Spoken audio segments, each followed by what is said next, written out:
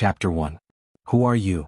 When Fujio said this, the person in front of her seemed to be struck by lightning. He rushed out the door and shouted, "Doctor, doctor! My young master's brain is damaged." Young master? Was he referring to her? Fujio sensed that something was wrong and furrowed her brows. In a trance, it seemed that something was trying to rush into her brain. She shook her aching head, and her confused eyes looked at the dressing mirror in front of her. The mirror reflected a young man. He was tall and slender, about 17 years old, with a pair of dark eyes with clear and smooth lines. The most perfect thing about him was his skin, which was as white as jade porcelain. From the bridge of his nose to his chin, he was impeccably beautiful. His messy silver short hair didn't make him decadent, but added to his luxurious temperament, like an oriental vampire aristocrat. The young man also wore a black ear stud, which emitted a faint glow. Ostentatious, arrogant, handsome. This was what everyone would feel at first sight of the young man. If she wasn't looking in the mirror, even Fujio would think that the person in the mirror was a boy. However, she knew very well that no matter if it was her or this body, they were both girls. Fujio looked at herself in the mirror and suddenly closed her eyes. After a few seconds, she opened them again, and her eyes were unfathomable and mysterious. Young master. The person who had just run out ran back in with a doctor in his hand. Quick, check on my young master, see if his brain is damaged. The doctor held a medical lamp and looked at Fujio's eyes. Fujio sat there calmly and didn't resist. She was receiving constant information from her brain. Although this body had the same name as her, the circumstances were completely different. She was a girl, but her mother had dressed her up as a boy since she was young. But no matter how much she raised her, this body still liked men. And in high school, girls were attracted to men. She was attracted to men too much, but she didn't know how to be reserved as a girl, so she just circled around handsome guys when she saw them. That was why she was treated as a gay and sent to the hospital. When Fujio remembered all this, her face didn't look very good.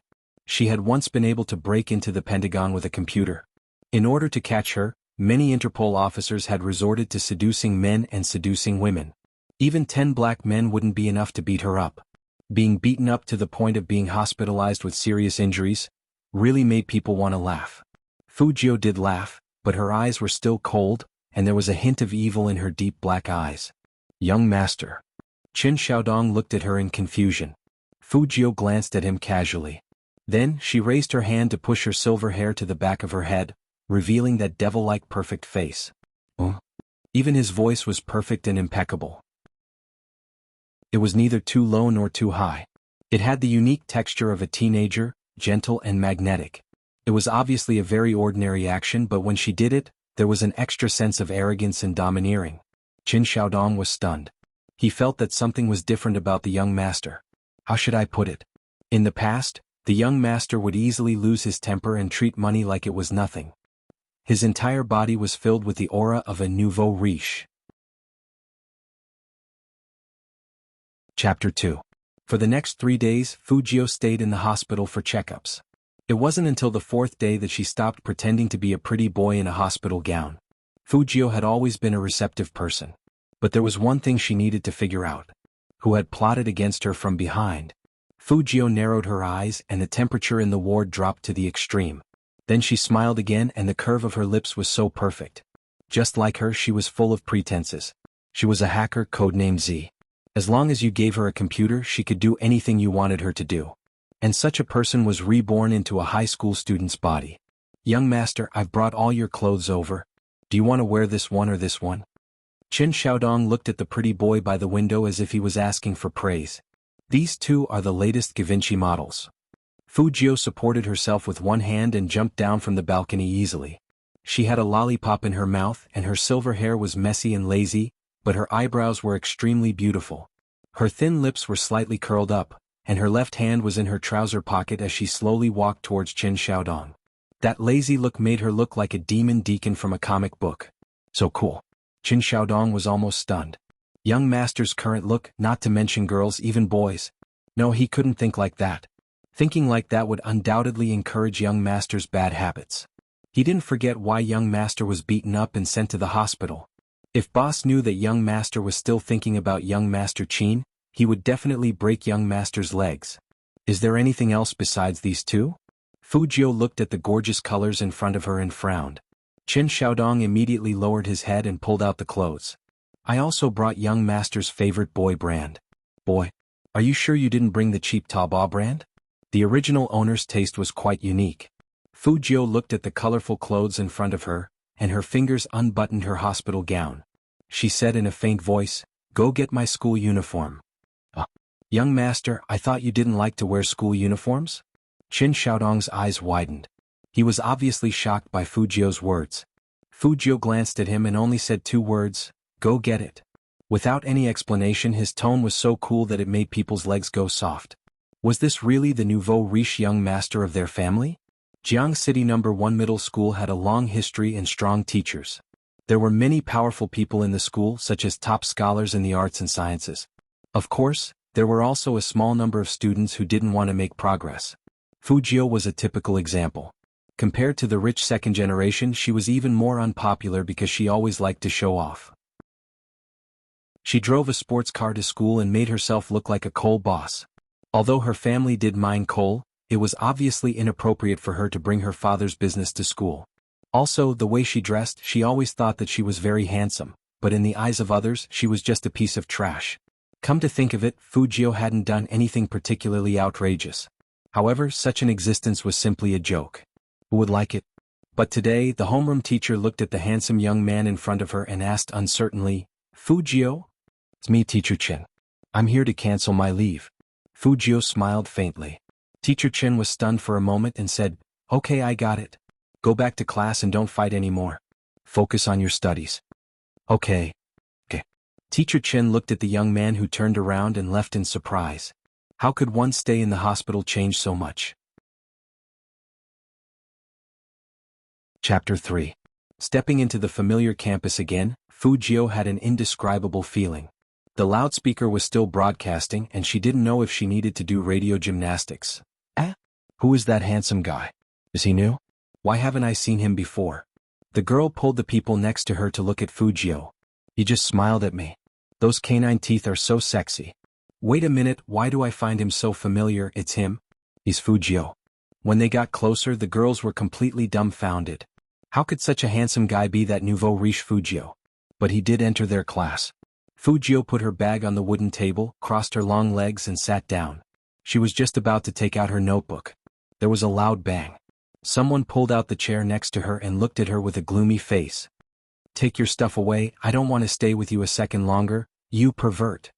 This person was Fu Jiu's desk mate, Jiang Feiyang. He was the most handsome guy in Class D. He was good at basketball and was popular with girls. Even Fu Jiu had pursued him before. Fu Jiu immediately felt a headache when she thought of these three words.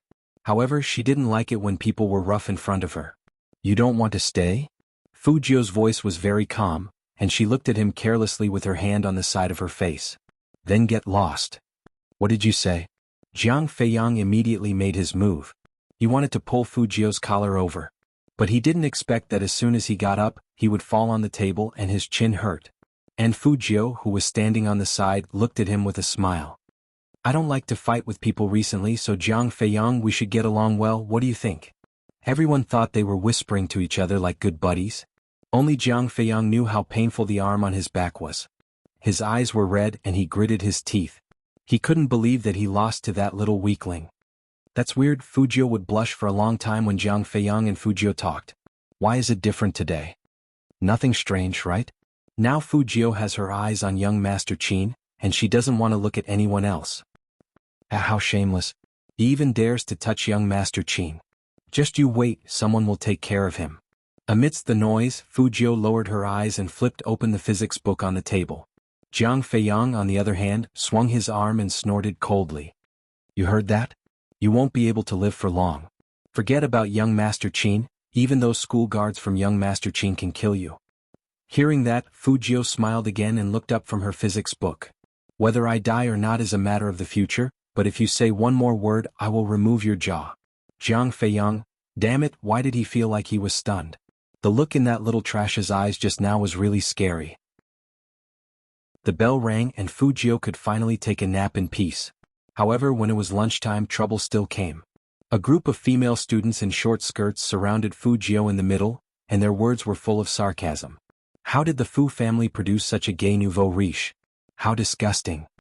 Fujio, who was already hungry, was stopped like this. Her eyes started to turn cold. Chapter 4. That kind of smile somehow made the hearts of the girls who came to watch him beat erratically. But the people surrounding her were different, especially the girl named Wuxia. She narrowed her eyes and looked at Fujio with disgust. Last time I warned you to stay away from young Master Qin. I thought you would listen to me, but I didn't expect you to still not learn what it means to teach young Master Qin a lesson. You even dare to come to this cafeteria. Do you want to be drenched in water? She had been dissatisfied with this nouveau riche for a long time. She felt nauseous at the thought of someone like him thinking about her beloved idol. Drag him into the toilet. I will let him know today where he should be and where he shouldn't be. Wuxia was famous for her fierceness in school. She would usually use such means to deal with people she didn't like, and it would make them suffer in silence. It was said that they would even have their heads pushed into the toilet. This time Fujio was in trouble. She just came out of the hospital and now she had to go back to the hospital. Just as people were thinking about this, they saw Fujio put one hand in her pocket, lifted her leg and kicked Wuxia to the ground. Bam! That action was so fast and ruthless that people couldn't see how she did it. When Wuxia fell, her internal organs hurt. She looked like she couldn't believe it and she was extremely angry. You pervert, how dare you kick me? Fujio, who was scolded like this, calmly opened the bottle of mineral water in her hand and walked towards her. She put her hands in her trouser pockets and curled up her thin lips. How you treated me in the past, I'll return it all to you now. Walala. As Fujio's voice fell, the whole bottle of mineral water was poured on Wuxia's head. Wuxia was stunned at first and then she went crazy. Fujio. Just you wait. Do you think the school hunk will let you go just because you are so disgusted? The whole school is disgusted by you, and he just doesn't want to do anything to you. Hearing that, Fujio chuckled softly. She bent down and reached out a hand to pat Wuxia's face. She looked very handsome. It's no big deal, girl. Listen up, I have time to torture you anytime. Wuxia was stunned. Wuxia wants to tear someone apart again. Shoo. Fujio pressed on her pale lips with her index finger. I don't have a good temper, so don't force me to beat people up. Also, even if I like men, I won't like that young Master Qin you're talking about. If he wants to come, I'll accompany him anytime. Fujio walked out of the cafeteria as if nothing had happened after throwing out these explosive words. How should she put it? She didn't want to stay in noisy places for long. After she left, two slender figures appeared on the second floor of the cafeteria, where the view was the best but not everyone could go.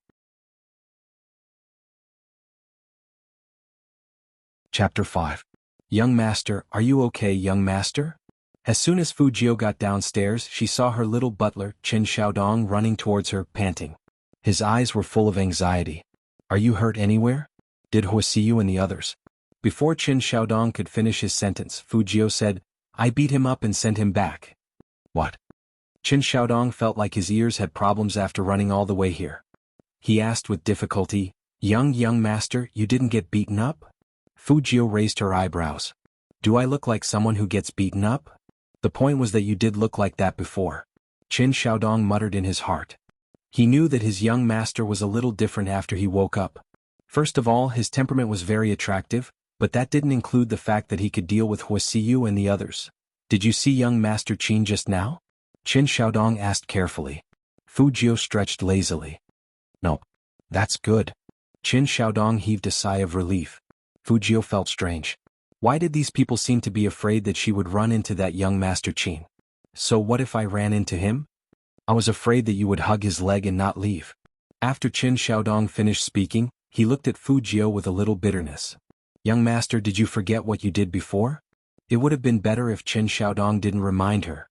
Once he did, some unbearable memories came to Fujio's mind. It seemed to be in this cafeteria. She fell in love with Almighty Qin's back at first sight. Then, she said that she wanted to be his sugar daddy. Fujio wasn't someone who could be embarrassed, but she wanted to cover her face now. But she was a hacker queen, so she had to prove her innocence.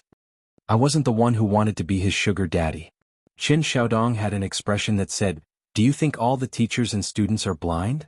Then he reminded Fujio, Young Master, listen to me. Even if you like guys, you can't do it. Even if you like boys, don't do anything to young Master Qin.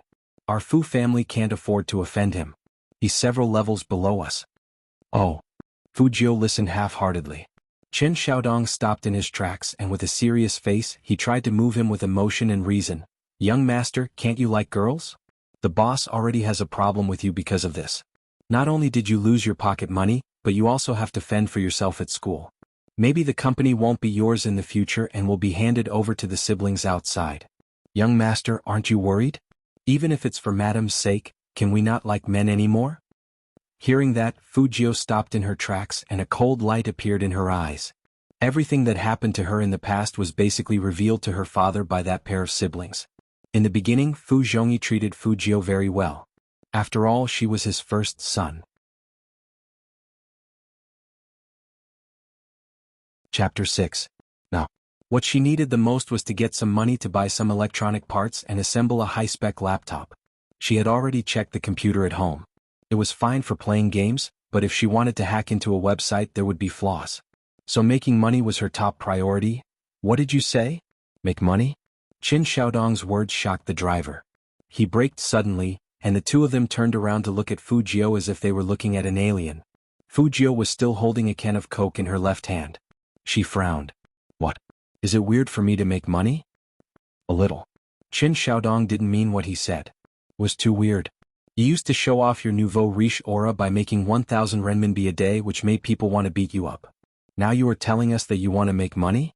Aren't you kidding me? Fujio smiled faintly. People have to change. I've been poor lately, so I need to find something to do. Young master. The old driver twitched twice as if he was very touched. If madam could hear you say that, she would definitely have a good night's sleep tonight. Fujio took a sip of Coke. My mom still has business to discuss in another province, so don't bother her. Making money takes time. Uncle Wang, help me apply for a 2-day leave from school tomorrow. Driver Wang and Qin Xiaodong. You talked for so long just to apply for leave. Young master, if you want to rest at home, just tell us. Why did you lie to us about making money? Qin Xiaodong muttered in a low voice. Hearing that, Fujio sighed helplessly. She realized that no matter what she said, no one around her would believe her. After all, the image of her as a nouveau riche who didn't know anything and only knew how to chase after handsome guys was too deep. But this wasn't bad. She could disguise herself better. That night on the second floor of the Fu house. Looking through the mirror, one could see a pair of slender and fair fingers moving rapidly on an old-fashioned keyboard. Anyone who played the game regularly would definitely be able to tell that this person had extremely beautiful positioning. There was a loud smack. Big move launched. All the bosses were killed and the first kill was completed. Holy shit. A professional gamer came? How did you defeat the nether boss? He's not a professional player. I spent money to hire someone to bring me across a small map. I didn't expect him to get the first kill. I was shocked too. Where is that person? I want to hire him too. What's his name? Wasn't his equipment pretty awesome? He doesn't have any equipment. He seems to be a newbie and seems to be in need of money. Who are you trying to fool? How can a newcomer defeat the nether boss? It's true. I just PM messaged him and he accepted another team wipe job. He's now doing the second one. You guys can check out the game announcement later. As soon as this person finished speaking, the entire server welcomed another first kill announcement. Then the third time, the fourth time, the fifth time, the 10th time. Every time the name Spade Z would be hung high up on the game's big screen. It was as if special effects had been added to the operation, and the audience's blood was boiling. In the professional company, a cute cat-like youngster shouted excitedly, "Young Master Qin, look at this Spade Z. Too handsome, let's poach him over, poach him over." Chapter 7. He's a newbie, but he doesn't look like a newbie at all. He has 10 first clears and you only won 9 times back then. Speaking up to this point, the cat-like young man immediately changed his words. He's definitely not as good as you, but he's not bad. With him and you, our Supreme Alliance will be invincible. Chinamo looked at the game character on the screen. He didn't say anything at first, but when he saw that person turn his weapon and fire, he raised his eyebrows. Send him a private message. The cat-like young man got the order and his eyes lit up. He held the plush toy in his hands and sent a friend request to Spade K, who was also Fujio. But what he didn't expect was that the other party actually rejected his friend request. Rejected. The cat-like young man took more than a 10 million critical hit. His game name was still on the screen, so how could he be rejected? It must be mentioned that the cat-like young man's real name was Coco, and his game name was also the same. His gaming skills could be ranked in the top 10 in the country. But that wasn't the point. The point was that he was a famous professional almighty, and every time he started a live broadcast he could reach millions of views. How could this person reject his friend request? I must make him add me. Coco, with his yellow curly hair, quickly switched accounts. Captain, what's your password? Chinamo didn't stop him, and his thin lips parted slightly as he read out a set of numbers. Coco logged into the game page again. As soon as he entered the main page, the whole server was in an uproar. What did I see? It's the Almighty. Damn, it's really the Almighty. Asking for the Almighty's coordinates. It seems to be hidden. Of course, Coco would hide the coordinates. Using the captain's account to log into the game would cause a network crash. Once again he sent Fujio an identity verification request. Coco held the big white rabbit in his arms, feeling very proud. This time he was going to kneel down and call him Big Brother. Who knew that he would be rejected again? Rejected again. Spade Z, what the hell are you doing? Coco bit the rabbit's ear and got angry. Is he illiterate? Anyone who plays games knows young Master Chin. The National League was broadcasted live on TV and online. Chinamo placed his physics book down and placed his right hand on the keyboard. He sent another friend request. I'm Chinamo. Fujio was testing the dexterity of her fingers, but someone kept sending her friend requests. Seeing that the other party was persistent, Fujio held her lollipop in her mouth and replied lazily, "So what?"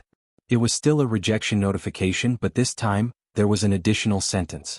After Coco saw the message, he was completely dumbfounded. What does he mean?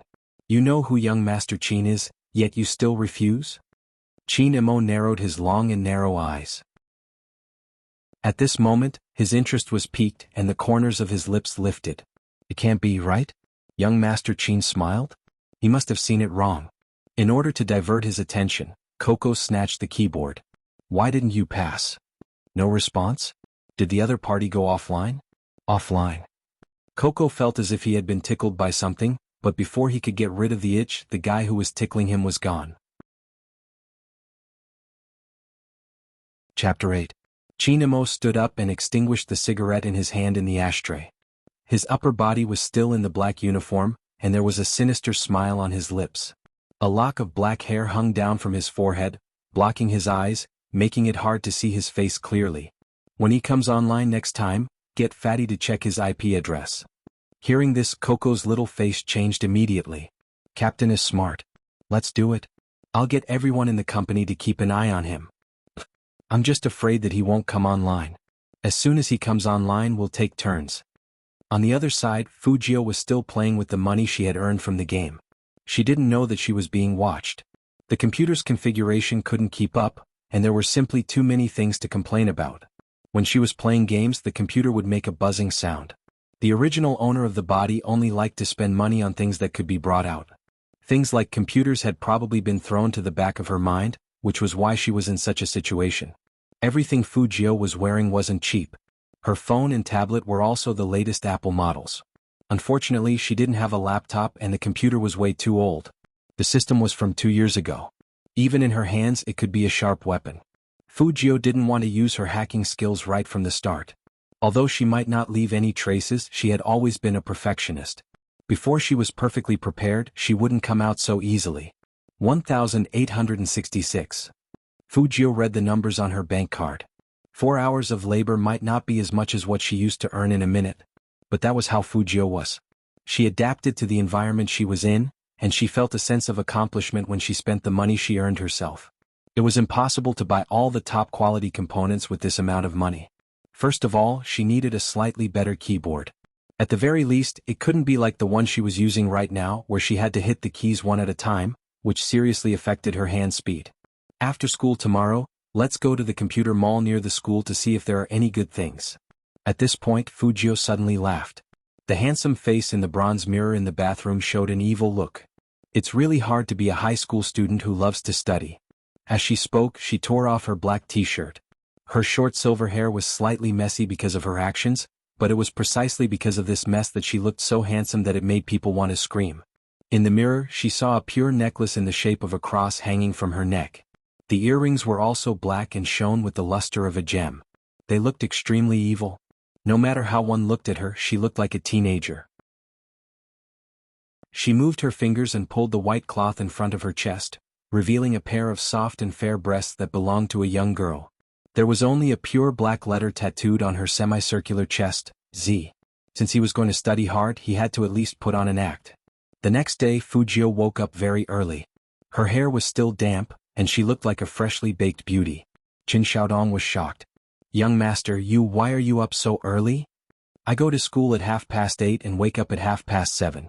"Is that early?" Fujio said as she put a fried dough stick in her mouth. Qin Xiaodong truly felt that there was something wrong with his young master. Chapter 9. However, Qin Xiaodong didn't forget the task that Madame had given him over the phone. "Young master, if you're really short on money, do a good job on the exam this time. Madame will definitely buy you a big bag. Playing games all day in your room hurts your eyes. Besides, young master, you didn't like playing games before, right?" "Young master, I'm not trying to discourage you, but your idea of approaching young Master Qin through the game is not bad.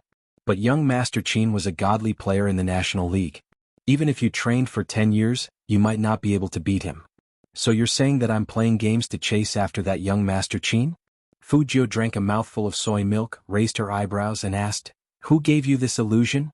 Qin Xiaodong's heart ached as he shook his head. "Young master, it's already come to this.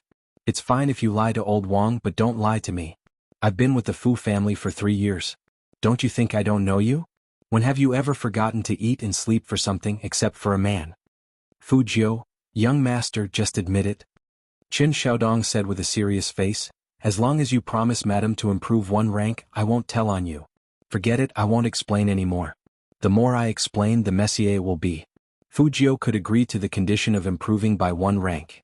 She held her chin lazily. "What was my rank last time?" Qin Xiaodong, "Last place."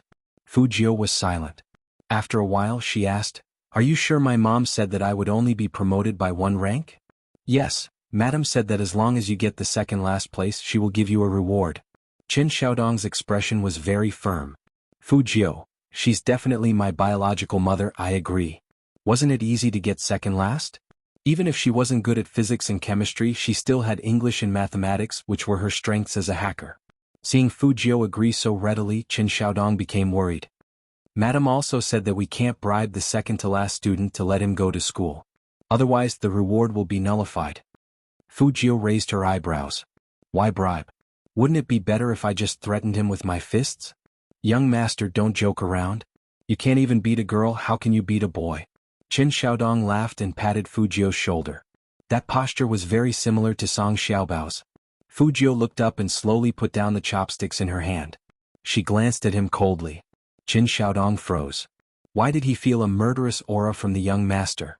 This was illogical. However, it was truly terrifying. Fujio didn't do anything to him. After all, this kid had always been nice to her. Honestly speaking, just how weak had she been in the past? How could she not even be able to defeat a girl? What a waste of such a good figure.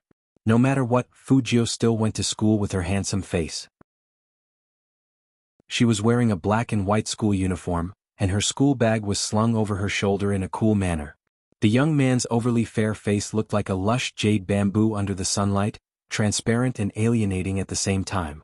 Many people in the school stopped in their tracks and began to watch. "Don't you feel like Fujio has changed? Why do I feel so handsome?"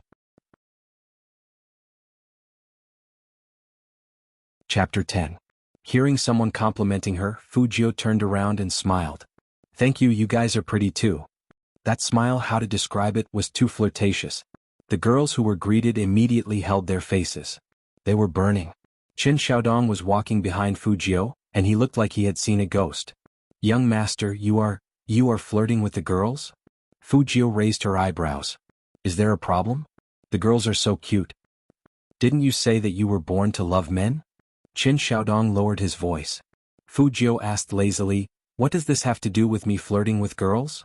Qin Xiaodong. He was actually speechless. "But, young master, when did you learn how to flirt with girls? You used to hate girls so much that you wanted to run away from them. Look at you now. You are simply a master at flirting with girls."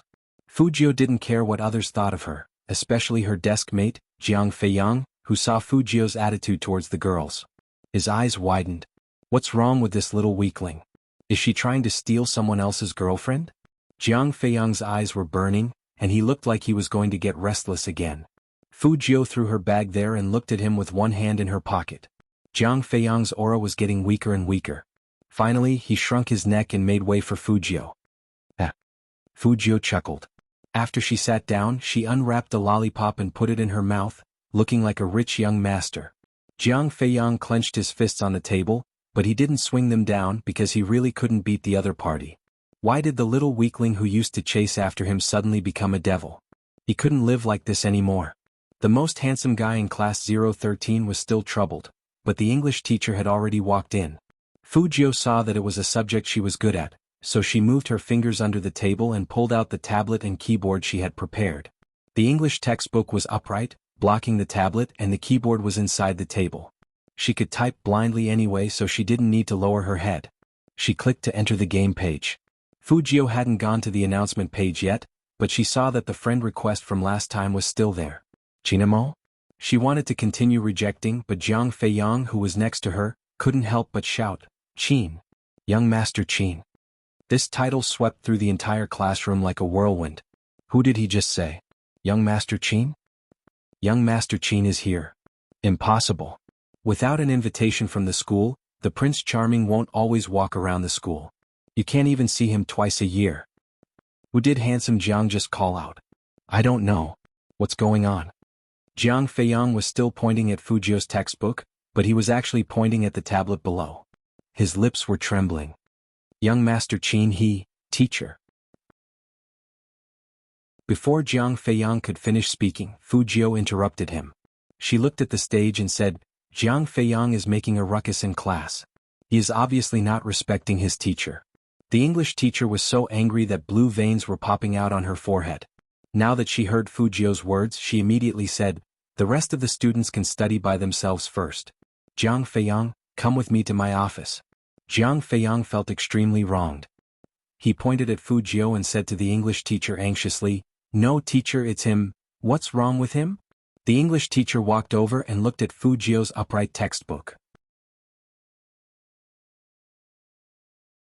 Chapter 11. Aside from a ballpoint pen, there was nothing else. The English teacher narrowed his eyes, feeling like he had been tricked by Jiang Feiyang. Fu Jiu's handsome face showed a blank expression at the right time. The English teacher saw this and he got even angrier. He turned around and said to Jiang Feiyang, it's fine if you don't pay attention in class, but you want other students to take the blame for you? Come out now. Jiang Feiyang couldn't figure out how he ended up like this. That little weakling was clearly playing games, so how could he withdraw his hand so quickly? And that was obviously young Master Qin's in-game name, wasn't it? Could it be that he was mistaken? After sending off the annoying person, Fu Jiu lowered her head and took out the tablet again. What made people frown was that Jiang Feiyang's call just now made her make a mistake, and she actually accepted him as a friend. Just as Fu Jiu was about to delete the person on the keyboard, she seemed to have sensed something, and her black pupils suddenly shrank. Then there was an arc that seemed like a smile that wasn't a smile. I never thought that there would be a day when someone would come to hunt me. Interesting. As Fu Jiu said this, she moved her fingers quickly, and the page on the tablet changed in an instant. There was no game, only strings of code constantly surged out from the screen. Different from Fu Jiu's relaxed state, the huge fatty on the other side was typing furiously on the mechanical keyboard in his hands. His face was covered in sweat, and finally, with a loud bang, he laid down on the ground and slammed the table fiercely. Motherf asterisk her, he got away. What did you say? Got away. The cat-like young man took off the headphones of the live broadcast, leaving millions of fans behind. He turned his head and his face was full of surprise. How could he get away from your hands? You are a famous hacker in the country. Fatty, don't joke around. Captain is here. Fatty wiped his face. His eyes were bright from the excitement of meeting an expert. He ignored the cat-like youngster and turned to Qin Mo excitedly. Co Qin, where did you meet such a person? He's amazing. It was just that his reaction was a little slow, and he discovered that I had discovered it a little late. However, it was as if he had turned on a plug-in. Thousands of virtual IP addresses came at the same time, completely covering the real data. Not only that, he actually planted an unbreakable virus on me while wiping away the traces. Amazing, too amazing. I guess that the computer he was using wasn't very good. Otherwise, even I wouldn't be able to break through his periphery. No, Fatty, tell me first, what's wrong with my computer? Why is the screen black, huh? The cat-like youth bit the rabbit's ear, completely unable to understand what he was saying. Fatty made an "oh" sound and explained concisely, "The other party planted a virus in your computer. I don't know how to detoxify it." The corner of the cat-like boy's mouth twitched. "In other words, you didn't manage to hack them and they broke your computer instead? You could say that." Fatty touched his chin, looking rather deep. The cat-like youth. "Then why are you so deep? Are you proud of being counterattacked?" Chinamo didn't care about all this. He put down the company documents, crossed his long legs, and outlined a smooth curve under his chin. "Tell me about the periphery you broke through." Chapter 12. In the classroom, Fujio's thin lips parted slightly, and she spat out 2 words, KO, hacker term meaning successful hunt. She cracked her wrist with a faint smile, put down the English book, and returned to being the most ordinary high school student who couldn't be more average. No one knew that she had just defeated a professional hacker. In the middle of the 3rd class, Fujio was still thinking about what to eat during the lunch break. The school broadcast sounded above her head, and the voice sounded very excited. "Students, in order to recruit talents, your senior, Chin Mo, will be visiting the school on behalf of the Chin group." Before that person could finish speaking, the students started screaming. Chin Mo, the real God's favored one, was born in a good family, had power over 3 provinces, and dominated the esports scene. His usual whereabouts were a mystery and he never showed up even at school. Whether it was in the team or the company, young Master Chin was always an unreachable existence. If you wanted to see him face to face, you had to watch a large-scale live stream and fight for his existence with nearly 10 million fans. Now he was coming to the school for an inspection? Happiness came too suddenly, and all the students in number 1 middle school were excited. Only Fujio stretched in her chair, thinking, "It seems that I don't have to go to class in the afternoon, and I can play a few more games and earn 500 yuan. In order to welcome Chin Mo, the shaded road was very clean, and the school leaders all wore suits. Half an hour later, 3 to 4 top-grade military Hummers drove into the school gate. The black bodies, streamlined design, and low-key luxury couldn't be hidden. Another wave of excited screams swept through the school, and all the teachers and students rushed in the same direction excitedly. The bodyguards in black formed a warning line, and the people on this side of the warning line all stood on their tiptoes, trying hard to see their Prince Charming's face. Only Fujio stood calmly in the gathering team. She originally thought that with the school leaders coming out to welcome him, she could still earn some extra money in the classroom, but she didn't expect the whole school to gather. Just as Xiaodong said, this young Master Qin's family was indeed several levels higher than the Fu families. After all, he came from a military compound and his grandfather was a founding father. In fact, Jiang City No. 1 middle school never lacked rich people. Wuxia, who liked to bully others, was one of them. In her eyes, Fujio would always be a country bumpkin who couldn't show off in public. That was why she held a grudge against Fujio for hitting her. Wuxia didn't know why this guy suddenly became so difficult to deal with. She felt guilty because her family hired someone to teach him a few moves. However, none of that mattered today. She wanted to embarrass him in front of everyone. Wuxia's eyes turned and landed on the warning line in front of her. Then she looked at Fujio, who was standing in front of her and playing with her phone with her head down. Wuxia quietly took a step back when no one was paying attention. "Pa." He pushed Fujio away. Fujio was still thinking about the parts she needed to buy in the afternoon. Without any warning, she bent forward and crashed into someone's arms. Chapter 13. This scene happened so suddenly that even the bodyguard in black next to him didn't have time to react. Chinamo only felt something jump into his arms. His left foot stepped back and his deep, dark eyes sank. "Co Chin." The secretary behind Chinamo shouted with sweat all over his head. He wanted to pull his CO away, but it was too late. The moment Fujio lost her balance, her eyes narrowed sharply. However, before she had the time to show her power, the surroundings fell into silence. Was it an illusion? Why was the back of her neck so cold? Instead, she felt something warm under her palms. It was hard, and it felt good. Fujio's movements were seen by the school's leaders, and the dean was so scared that his face turned pale. Fujio. The dean wanted to drag this person out. He didn't expect that this kid would suddenly appear. "Didn't I tell them not to let him appear again?" Wuxiu heard this low roar and laughed happily. This time Fujio, this country bumpkin, was dead for sure. "Fujio? Isn't that the guy who wouldn't let go of young Master Qin last time?" He really doesn't want to give up. Isn't he afraid that young Master Qin will kill him? There must be something wrong with his brain. It seems that when a man is infatuated, it can make people speechless. Hearing the discussions around him, the one who wanted to cover his eyes the most was Qin Xiaodong. He never thought that the thing he was most worried about would play out in front of so many people. He thought that young master had changed these days. But he didn't expect that it was all a ploy to lower his guard. He shouldn't have stood in class A just now. He should have gone to class D. That way, he could have grabbed young master's leg before he lost his mind and wanted to hug young master Qin. At this moment, Fu Jiu wasn't so happy. She was also a victim, okay? But looking at everyone's faces, it was certain that they wouldn't believe her. Since she had already done it, she might as well go all the way. Thinking of this, Fu Jiu curled her lips into a smile. She suddenly grabbed the man's collar and moved closer to that cold and handsome face. She said in an evil voice, "Bro, you have a good body." This was flirting? Zhang Xiaodong broke out in a cold sweat. "Young master, you're crazy. It's fine if you flirt with girls, but you actually dared to flirt with young master Qin. Don't you know he's a tiger?" No one expected Fu Jiu to say something like that. The cat-like youth was so shocked that he almost bit off the ears of the rabbit in his arms. The school leaders wished that Fu Jiu could disappear right in front of their eyes. Qin Mo's gaze was extremely cold. Compared to the coldness, what made people tense was his viciousness. Looking disdainfully at the world, the aura of a king. Fu Jiu now believed Qin Xiaodong's words. This man was not to be trifled with. But all of a sudden, his face came closer. His noble and handsome face was completely destroyed at this moment, and all that was left was an unsettling sense of oppression. He leaned over, and his cold breath hit the back of her ear. "Fu Jiu, right?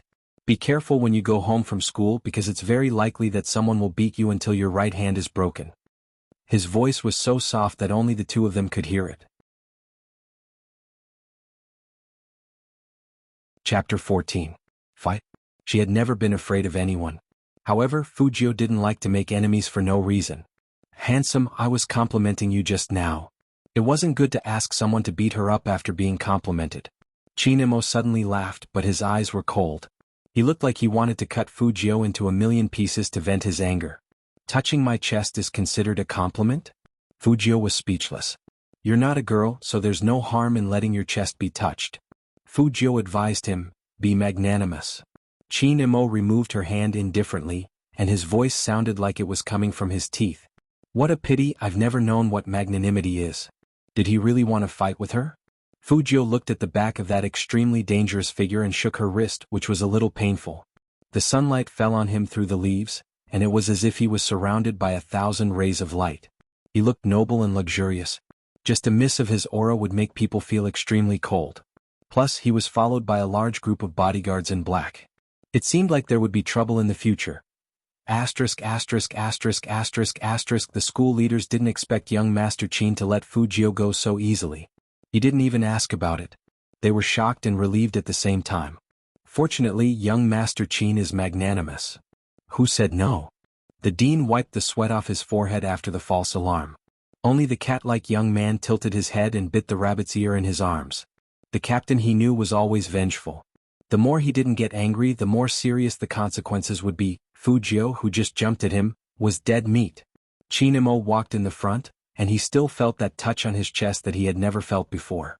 This made his eyes sink into an unprecedented depth. It was only a short minute, but the teachers and students felt like it had been a long time.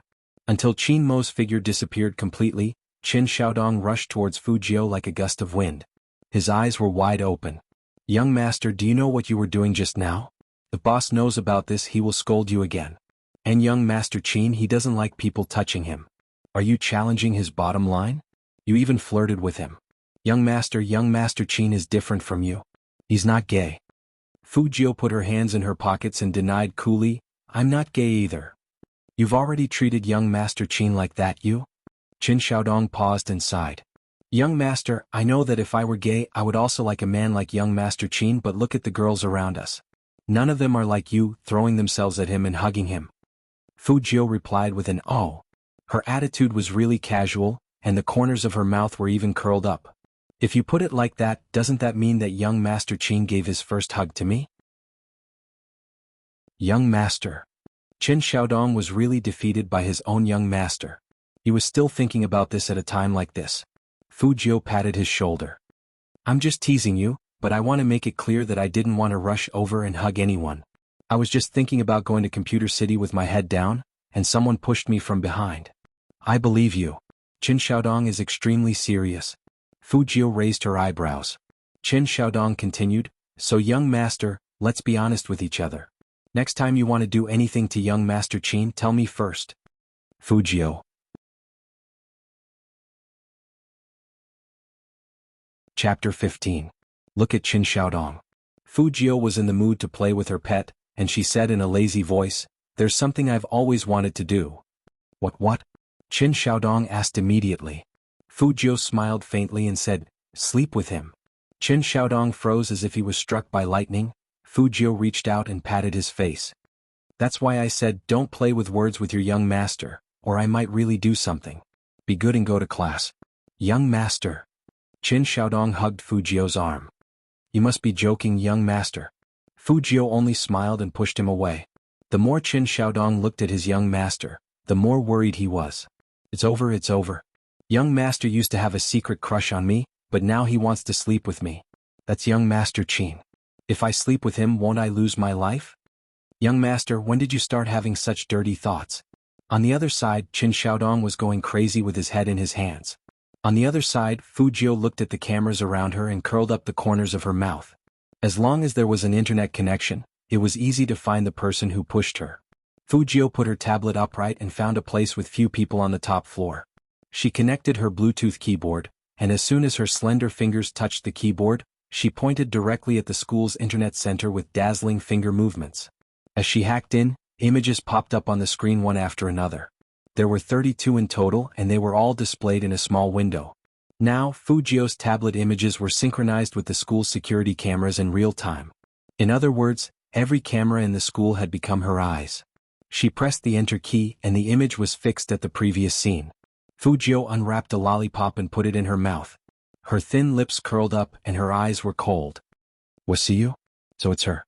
But that was nothing. What made Fujio raise her eyebrows was the alarm that came from the network defense wall she had set up in her tablet. She really didn't expect that the person who hacked into her computer before would be so persistent. Fujio narrowed her eyes and her fingers started moving again. This time the finger movements were even more aggressive. That finger movement was like an eagle from the desert, ferocious and fast, aiming for the throat. Another computer's screen turned black. Fatty sat in the school office and looked at his broken laptop. Instead of feeling depressed, he looked at the person beside him with a passionate gaze. Chairman Qin, I found him. Spadesy. Him? The school leaders were confused. Didn't young Master Qin come to the school for an inspection? How did it become looking for someone? Qin Mo's thin lips parted slightly and he said, specific location. The roof of Block B's teaching block. He had just hacked into the school's network. Fatty was as excited as he could be. He should still be there. Qin Mo didn't stop. He stood up with a swoosh and strode toward Block B's teaching block. The cat-like young master quickly followed with the rabbit in his arms, accompanied by a large group of black-clothed bodyguards. The school leaders did not know what had happened. When they heard Fatty say that someone had hacked into their school network, their faces changed. In the distance, the clattering of the keyboard continued. Chapter 16. He pressed the elevator button. Fatty rushed up to the rooftop with the book in his hand. But there was nothing on it. Not even a shadow? How could this be? CO Qin. Fatty turned his head with an ugly expression. Spadesy must be here. I can't be wrong. Even if that was the case, where was he? Fatty hurriedly searched for it. Qin Mo walked over, his sharp eyes glancing at the candy wrapper on the ground. There was still some warmth left on it. There is indeed someone here, Qin Mo said, his black military boots crushing the candy wrapper. He stood on the rooftop and looked down at the whole school. His uniform fluttered in the wind and he said, Spadesy is a student. Translator's note, Spadesy is a student. Translator's notes, F***CK. Fatty exclaimed. You can even guess that? Which teacher would be so bored that he would eat a lollipop? You were looking in the wrong direction. Qin Mo retracted his gaze and looked at him. Fatty really couldn't resist his CEO's suffocating gaze. It seemed like Co Chin wasn't too happy about not being able to find Spade Z. Fatty touched the bridge of his nose guiltily. This can't be blamed on me. I saw Spade Z's amazing maneuvering and assumed he would at least be a teacher. I never expected him to be a student. Student? That was right. This was a high school, which student was so good that he could compete with him? Fatty, are you looking down on students? I'm still a student, but I'm still better at games than you. The cat-like youngster scratched the wall, unconvinced. Suddenly, Chinamo raised his hand and glanced at them. The whole place went silent. Something is ringing. Chinmo's voice was calm, but it carried an absolute order. He threw one word down, cold and ruthless. Find it. The bodyguards in black immediately spread out and started searching around the rooftop. Suddenly, someone shouted, "Young master! It's here." It was a dustbin. A pure white iPad Air 2 was lying in the dustbin. It was in perfect condition without any signs of wear and tear. The sound came from the tablet and it was very clear when they got closer. This was left by Spade Z? A trace of shock flashed across Fatty's eyes. Chinamo had never taken anything from the bin before. He arched a brow and reached out his left hand. Immediately, someone presented him with a pair of black gloves. Is it off? The cat-like boy's eyes widened. Why would he leave the tablet here? Fatty's expression darkened. He discovered that we were looking for him, so he simply cut off all traces. How cunning. Don't tell me he's using a tablet to fight me. So what? The cat-like teenager didn't understand. What computer was important? There was a serious look in Fatty's eyes. Compared to an ordinary notebook, the operating speed of a tablet computer is at least 5 times slower. If he's using a tablet, have you ever thought about what would happen if he were to use a notebook one day? The cat-type youth was shocked. Fatty thought of that possibility, and his eyes began to lose focus. I can't even predict his approximate position. Why isn't such a powerful person in the rankings? Who is he? Is he a high school student? Chinamo stood at the side. His legs were long and slender, his side profile was elegant, and his eyes were as deep and cold as an ancient pond. His black fingertips slid across the tablet screen, and suddenly, a number lit up.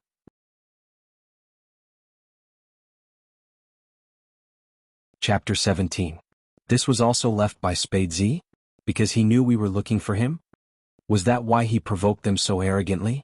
The cat-like young man carefully observed his captain's expression, and he didn't dare to ask the last question. The fatty also nodded weakly, not daring to look up at his CEO. At this moment, Chinmo's cold and ruthless eyes were as intense as the deep sea at night, dangerous and deep. Since he was born, he was used to walking sideways. Someone who could make him fall. Keep looking. The 3 words that did not have the slightest warmth immediately made the black-clothed bodyguard tense up. The whole school's top management was in a panic. At the same time, at the corner of the corridor, Fujio disconnected the hotspot on her phone that was connected to her tablet. She looked up and smiled. Gyo. The person who was looking for her must be very angry now. Thinking about this, Fujio's smile became even wider. She liked it when people couldn't do anything to her even if they didn't like her. However, without the tablet, she had to buy some spare parts for a small laptop as soon as possible. Otherwise, it would be inconvenient to do anything.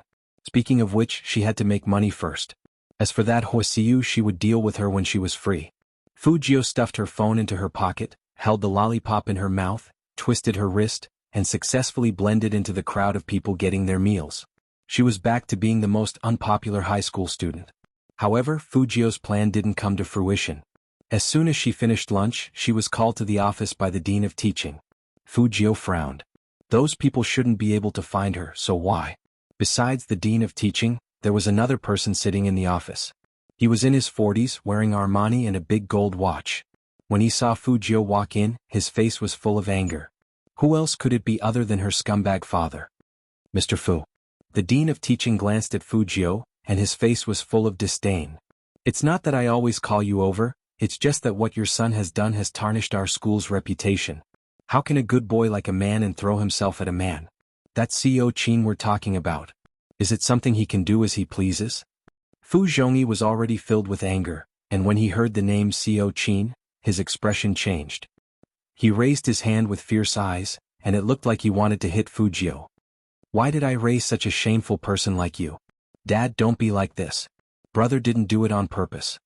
The person who stopped Fu Zhongyi was none other than his illegitimate daughter, Fu Shui. Fu Shui took after her mother. She looked pure and beautiful, but she was very cunning. Fu Jiu had already experienced her previous tricks.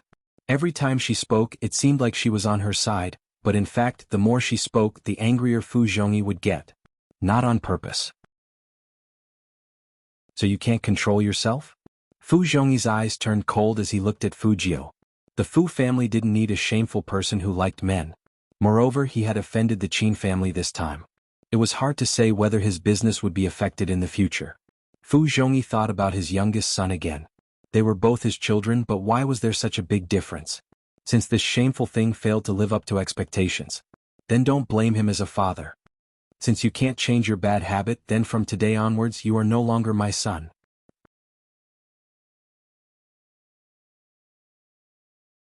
Chapter 18. Did he want to cut ties with her? Fu Jiu's eyes were cold, and she only said 3 words to Fu Zhongyi, "Up to you." Okay. Fu Zhongyi's chest heaved up and down. He turned around and said to the teaching director, "Teacher, you heard it. I can't control this kid anymore.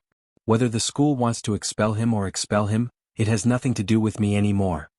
This was what Qin Xiaodong heard when he rushed over. He looked at Fu Jiu with a shaky gaze. Fu Jiu acted like nothing had happened. She lowered her voice and said, "I hope you don't regret what you said today. What I regret the most is giving birth to a shameful person like you and marrying that mother of yours." Fu Zhongyi threw these words and left. He was so angry that his neck and face turned red. Seeing this, the director pushed up his glasses. He couldn't even bear to talk to Fu Jiu anymore. "Go pack your things. With your qualifications, you can only get into a vocational secondary school. The school will recommend you there. Let's go, let's go." Fu Jiu was speechless. After saying that, he waved his hand as if Fu Jiu was a piece of trash in a stinky ditch. "Young master." Qin Xiaodong went up to him with a face full of worry.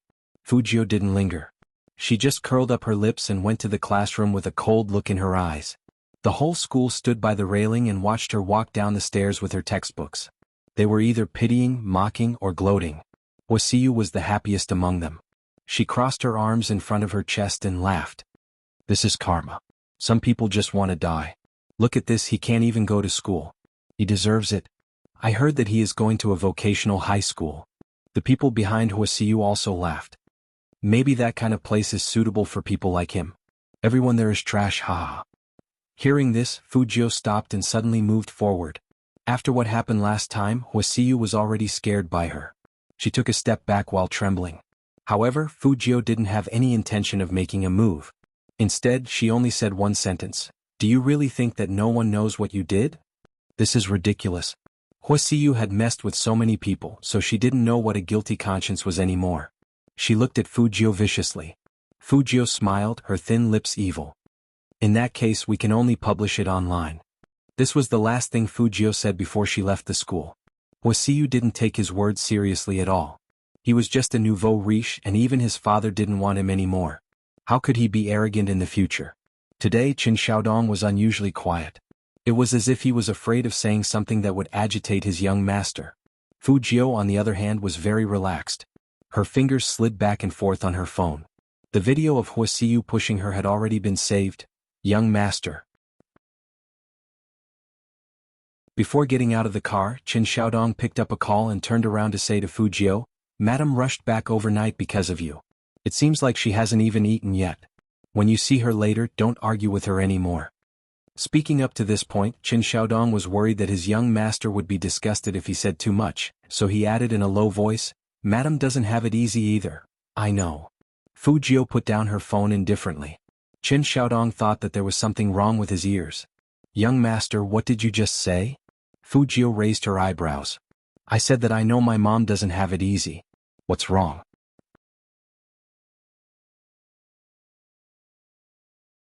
Chapter 19. Fu Jiu actually knew that her relationship with Mrs. Fu was bad. After all, she still had the original owner's memory in her head. At that time she didn't know anything. She was very depressed because of her cross-dressing as a man. She felt that everything was her mother's fault. Her mother was greedy for money, which caused her to become like this. Plus, her father bought her whatever she wanted, unlike her mother who always told her not to do this or that, and always warned her to be wary of Fu Shui. She didn't stop at that time. She even said that her mother was the most vicious person in the world, thinking so badly of everyone. The relationship between mother and daughter had been bad since childhood. No matter what Mrs. Fu said to her, she would only snort coldly. And Mrs. Fu came from the countryside, so some things couldn't be changed. After she went to school, she looked down on her mother more and more. She got angry easily, didn't care about eating etiquette, and was careless with everyone. All these made Fu Jiu feel very embarrassed in front of her classmates. She even thought that if her mother dressed up like Fu Shuer's mother and wasn't so fat, maybe her father wouldn't have left them. More and more past events came to her mind. Fu Jiu held her forehead. She was really a scumbag before. When she entered the door, she was faced with a middle-aged woman. She was very fat and she was talking on the phone with her chubby hand. "Hello, is this Director Zhang?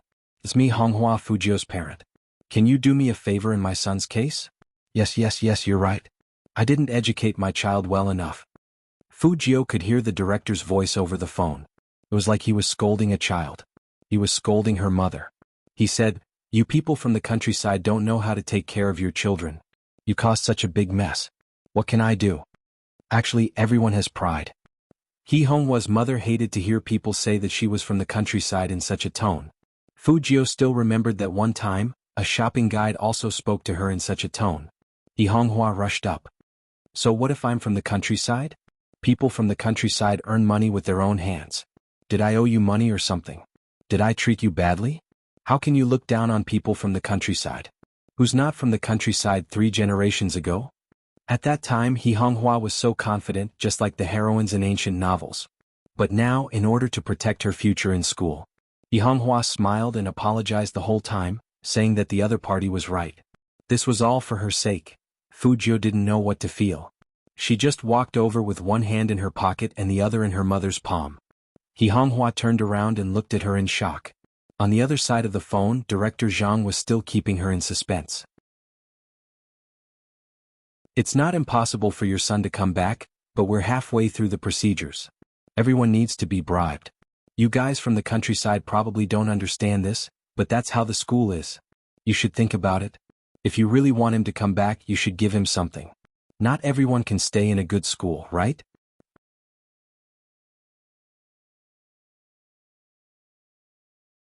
Chapter 20.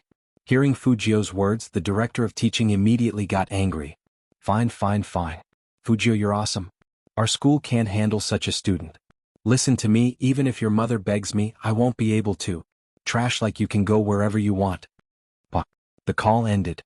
Only then did He Honghua react. She was still holding onto Fu Jiu's arm.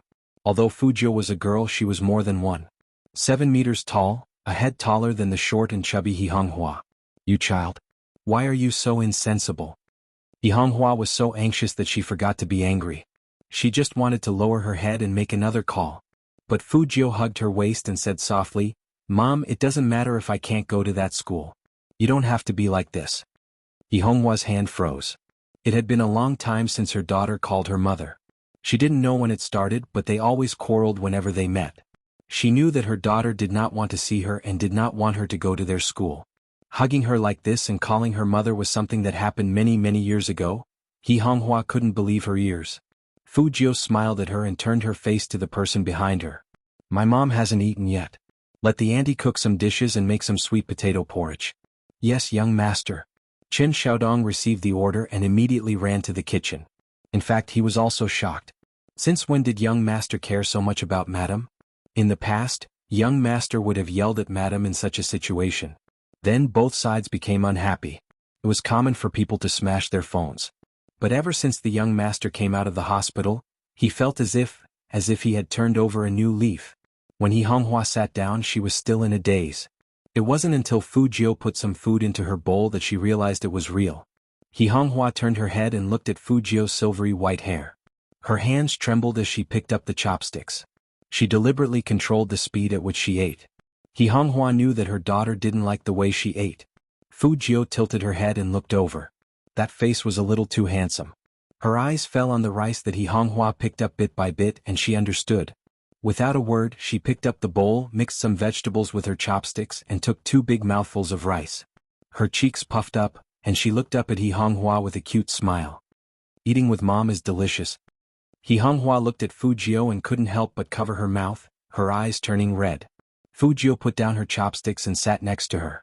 She put her arms around her shoulders and wiped He Honghua's tears. Mom, I was wrong in the past. I won't do that again. He didn't say anything else, but He Honghua couldn't calm down for a long time. Fu Jiu looked at this middle-aged woman who had never thought of giving up on her despite her constant disdain. She cursed herself once again. The mother and daughter had buried the hatchet, and He Honghua was really happy. She asked Fu Jiu what she wanted and she would buy it for her. Fu Jiu knew that although He Honghua ran a business, she didn't make as much money as Fu Zhongyi. Fu Zhongyi had a wild mistress outside, which made it hard for He Honghua to make a living in the business circle. They all laughed at her for being rough and not being able to control her man. Plus, with her family background, she would have a harder time than others. Mom, I don't lack anything. It's your business that's hard to negotiate, so you should take a break. Fu Jiu massaged He Honghua's arm.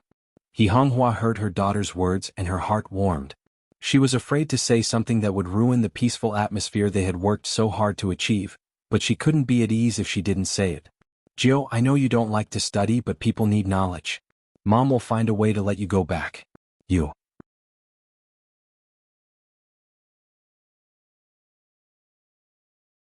Chapter 21. Whether she would go back or not would depend on her mood. He Honghua didn't take Fu Jiu's words to heart, thinking that her daughter was just comforting her. But she didn't know that Fu Jiu took action that very night. Young master, where are you going so late at night?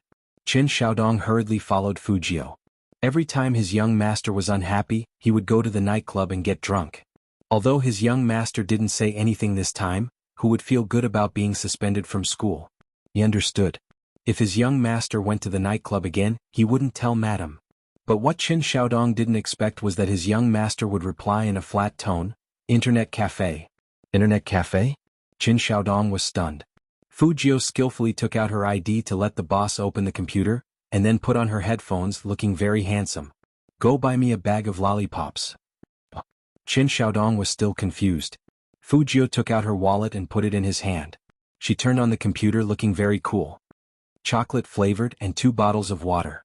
We'll stay up all night. Stay up all night? In the internet cafe? What was young master trying to do? Qin Xiaodong really didn't understand. Fu Jiu took the opportunity when he went out to quickly type on the keyboard. She asked the boss to open a computer that cost 10 yuan per hour. Many people didn't know that sometimes the computers in internet cafes that were specially used for playing games had very high specs. With the computer running as the foundation, Fu Jiu only took 10 seconds to hack into the school's network. All the staff information appeared on her screen in an instant. She used the search engine and locked onto Director Zhang. She quickly changed the game and her fingers nimbly typed on the keyboard. Using her own computer as the host computer, she used the powerful network to control the entire internet cafe. She even controlled the computers in more than 10 internet cafes at the same time. Tens of thousands of computers were operating at the same time, and they automatically served her. She performed a powerful virtual IP filter just to find Director Zhang's network. It was also on that day. Several internet cafes' computers had the phenomenon of code jumping randomly at the same time. So much so that people stood up and began to type on the keyboard randomly. *CK boss, what's going on? I can't even play games. Is he poisoned? At first, the owners of the internet cafes thought that they were poisoned. They couldn't even reboot, so they quickly called the technicians to fix it. In the entire internet cafe, the only computer that was still working was Fu Jiu's. Just when everyone was about to go crazy, Fu Jiu appeared with her headphones on. Her side profile was as beautiful as a painting, and her silver hair fell down and covered her eyes. Only those black earrings shone coldly in the night. For such a large-scale network attack, it was necessary to avoid the network security system. Fu Jiu typed on the keyboard. Her fingers were still beautiful and dazzling. She made a turn and locked Director Zhang's IP into the USB drive. Finally, all he needed to do was to insert a small virus. Bam. KO. Fu Jiu narrowed her eyes and pressed the publish button. Amidst the loud noise in the internet cafe, she put on the hood of her black coat and stood up coolly.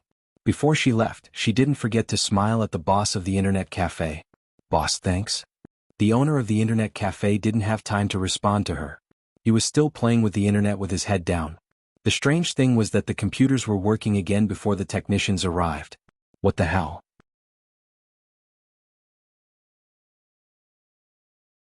Chapter 22.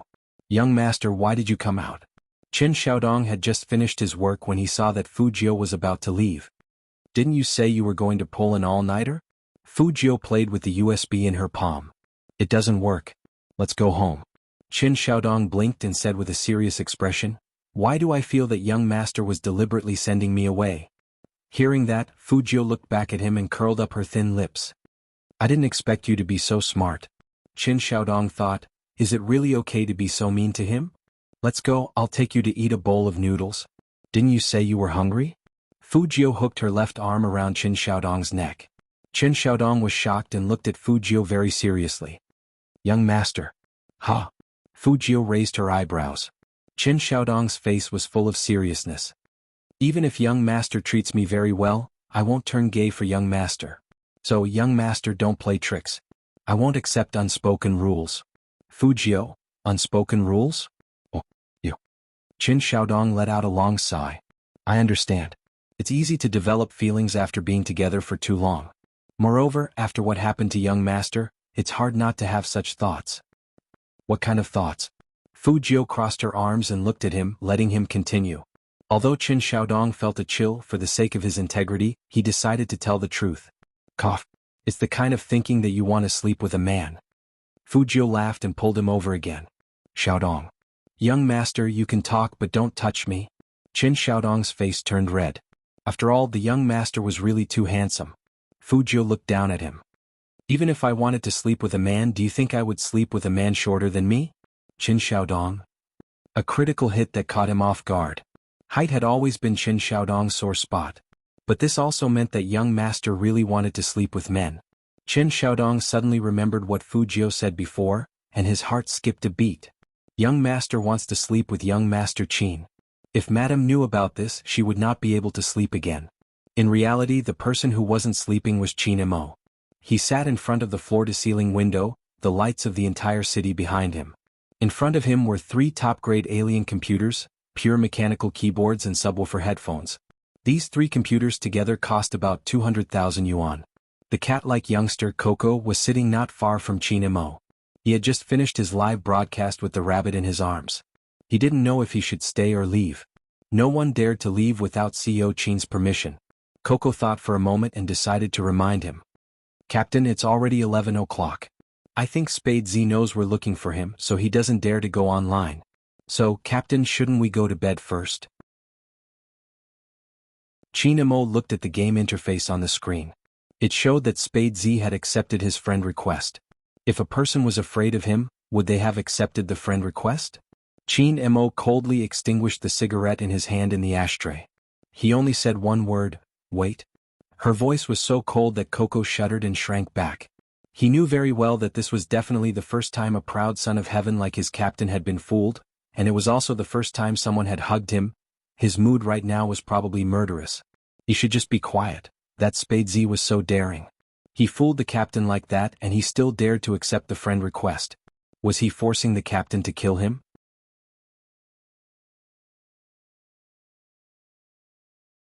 Chapter 23. Qin Mo looked up at him, his eyes deep and special. It was obvious how important this news was to him. Fatty turned the laptop in his hand and said excitedly, "CO Qin, just now, several internet cafes in Jiang City went down at the same time. Ordinary people thought it was a coincidence, guessing that some network virus must have appeared by accident, but that's not the case. We hackers all know that viruses don't come and go so quickly. How could the virus just disappear on its own without any antivirus? This was simply a fantasy story. It's most likely that a hacker launched an attack on the network. So I investigated these internet cafes' networks, and indeed found a problem. They weren't poisoned, but someone activated their latent work mode. That means that tens of thousands of computers in Jiang City are all running for one person at the same time." Coco was stunned and the rabbit in his mouth loosened. Is it that powerful? Of course. Fatty was excited. You don't even know what this means. The person who can do this is at least in the top 3 in the country's hacker world. But there's one thing that's strange. Nowadays all big hackers have their own laptops for attacking, but the host computer he uses is in the internet cafes. This style is exactly like that Spade Z.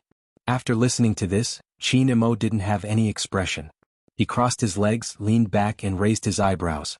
He was like an ancient emperor, noble and lazy. So, Which internet cafe's computers is he using?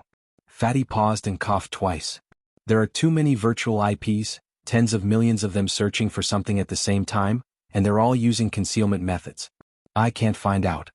Hearing this, Qin Mo's eyes turned cold. Fatty immediately said, "Co Qin, this Spade Z is really powerful. I'm afraid I'm not his match." As soon as he finished, Coco started to pull Fatty's sleeve, telling him to shut up. Didn't he see that Captain was still upset because he was tricked? How dare he say that he wasn't as powerful as Spade Z at this time? Are you stupid? Qin Mo stood up, took the red wine glass on the table and swirled it back and forth. The liquid in the glass was like blood, with a sinister aura. He stood in front of the floor-to-ceiling window with his back to the people. He seemed to be thinking about something as if the whole city was under his feet. Then he took a sip of the red wine and his fair skin was covered with layers of coldness. He's looking for someone. Qin Mo tilted his head. There seemed to be night lights swirling in his eyes. Fatty was taken aback. Who? Well, Spade interrupted. But Captain, how did you know he was looking for someone? Qin Mo held his wine glass, his voice calm as he asked, "Isn't using tens of thousands of computers to search for someone?" Fatty slapped his forehead in annoyance. That's right, why didn't I think of that? A fierce search, this person will become Spade Z's next target. Qin Mo's eyes were as cold as a lake, piercing to the bone. There will be more to this. Keep an eye on the latest news and find him. Yes. Just as Fatty's voice fell.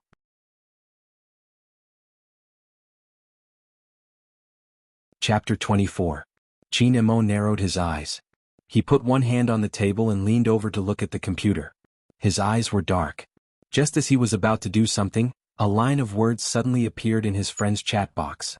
Spade Z, Almighty Qin, you are trying so hard to find me.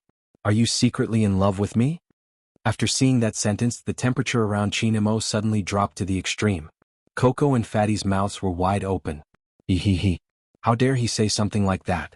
Flirting with Captain? He was really looking for death. But they really wanted to see what would happen next.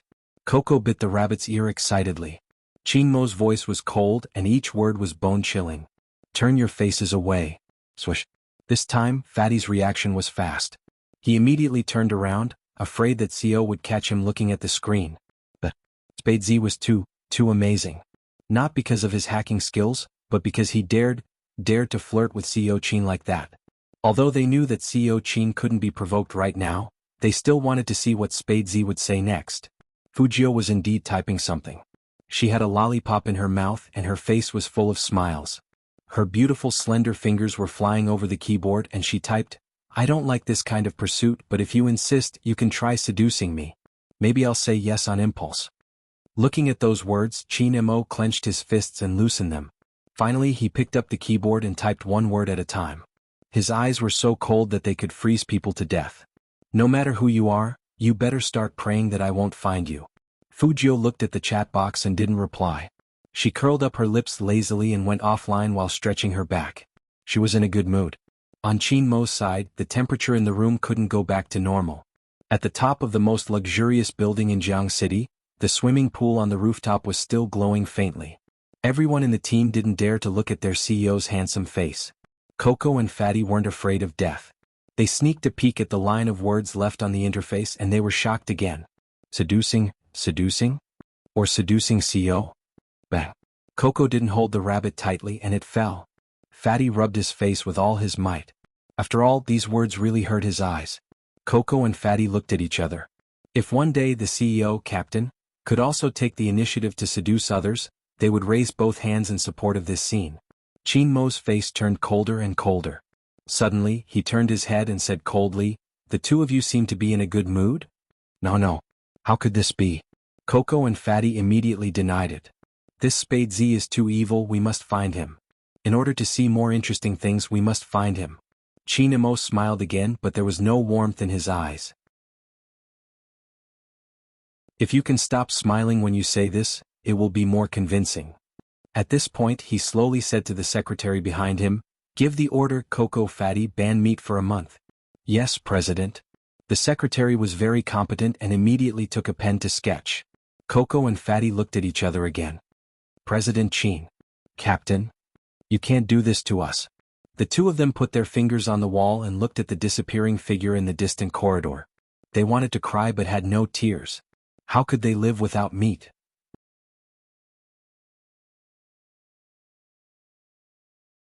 Chapter 25. The night was getting darker and darker. Just as everyone was sleeping soundly, a voice suddenly rang out. In the master bedroom on the top floor of the Fu family's building, the sound of typing could be heard. Fu Jiu sat in front of the computer and successfully entered Director Zhang's phone page. There were many payment passwords left on the web page. But Fu Jiu didn't touch them. Perhaps ordinary people didn't know. The real hackers wouldn't steal money from the internet. This was the principle. What Fu Jiu needed was very simple. It was all in Director Zhang's daily chat records.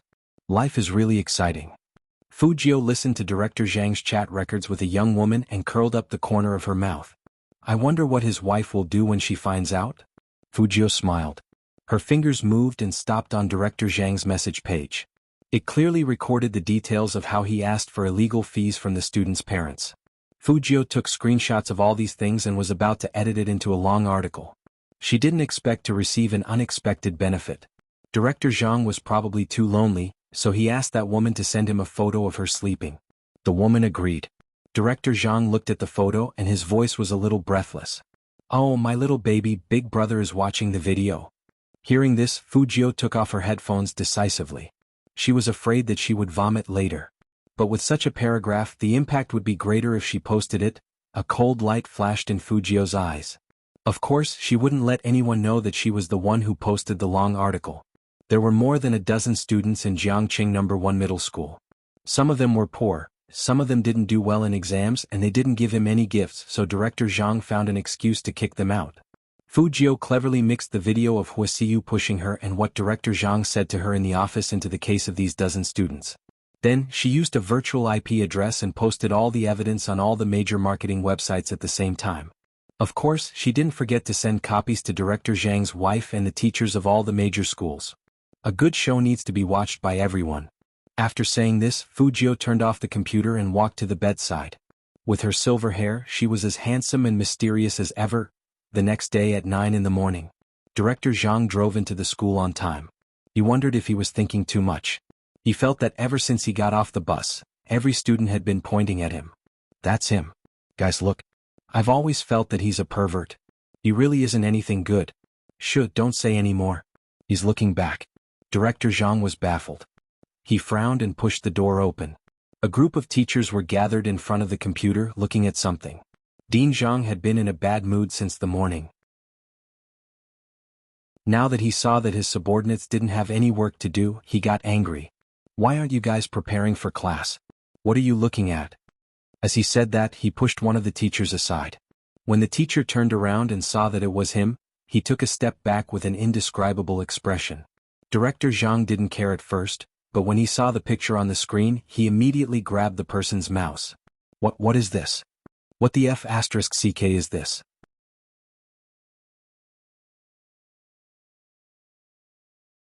Chapter 26. Slander. This is slander. Director Zhang hurriedly smashed the mouse and it happened to hit the play button. The voice message he sent to his lover yesterday was spilled out from the computer just like that. Instantly, the whole office was filled with his heavy breathing. Director Zhang's face turned pale in an instant, and he slumped into the chair. Now there was only one thought in his mind. It was over. His teaching career was completely over. The posts on the internet swept through all the headlines like a hurricane, causing the century-old Jiang City No. 1 middle school to suffer unprecedented damage to its reputation. The school leaders took turns to apologize, but it wasn't enough to quell the public's anger. The school actually hired such a person as a director. What did going to school mean to the children? That was their future. For those children who shouldn't have been expelled, could a mere apology be enough to make up for it? After seeing such accusations, the school leaders of Jiang City No. 1 middle school immediately called the students who had been expelled to apologize one by one. Some of those students had already graduated and gone to college, and some of them even directly joined the workforce because of what happened that year. Out of more than a dozen people, only 6 were still high school students. He Honghua was originally worried about her daughter, thinking about who she should find to smooth things over. When she received the apology call, she was completely dumbfounded. She asked the person on the other end of the phone in disbelief, You mean my Gio doesn't have to leave? That's right, Ms. He. Our school is very saddened by what happened earlier. It was Director Zhang's personal behavior that caused these misunderstandings. Please bring your children back to school on time this afternoon. In order to express our apologies, we would like Director Zhang to personally apologize to these children. At this point, no matter how good Jiang City No. 1 Middle School's PR was, it was too late to stop the situation from worsening. The best solution was to be honest.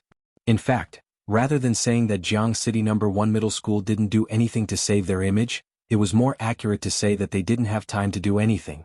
Everything happened too fast and too suddenly. They could only stand up and apologize. After He Honghua hung up the phone, she was so happy that she rushed into Fu Jio's room. Jiu, guess what? Your school called and they want you to go back to school today. Ugh. Mom? Fu Jio hugged the thin blanket and sat up. Her long legs were fair and her face was beautiful. Because she had slept for a while, her silver-gray hair was messy, but it didn't affect her handsomeness at all. Instead, it made her look like a handsome young man. The way she rubbed one of her eyes looked cool and cute at the same time. Even He Honghua, his mother, couldn't help blushing. If her Jio was really a boy, who knows how many young girls would fall head over heels for him. However, girls were also pretty good, they were considerate. He Honghua said with a smile, "Quick, get up quickly. After eating, let's hurry to school." Good. Fu Jio said as she pushed He Honghua out. "Miss He, please give me some private time to wash up, thank you." "Oh you." He Honghua was really happy. When she went downstairs, she was bouncing up and down. At this moment, Fu Jio seemed to have woken up. Her thin lips held a smile as she softly spat out the two words she often used.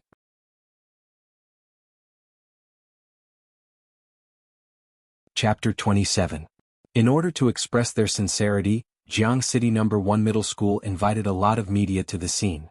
Fu Jio stood in the middle, wearing a pair of faded jeans, a black belt, a t-shirt and silver hair. She was so handsome that it made people's hearts beat faster. He Honghua stood next to her, and it was easy to see the joy on her face.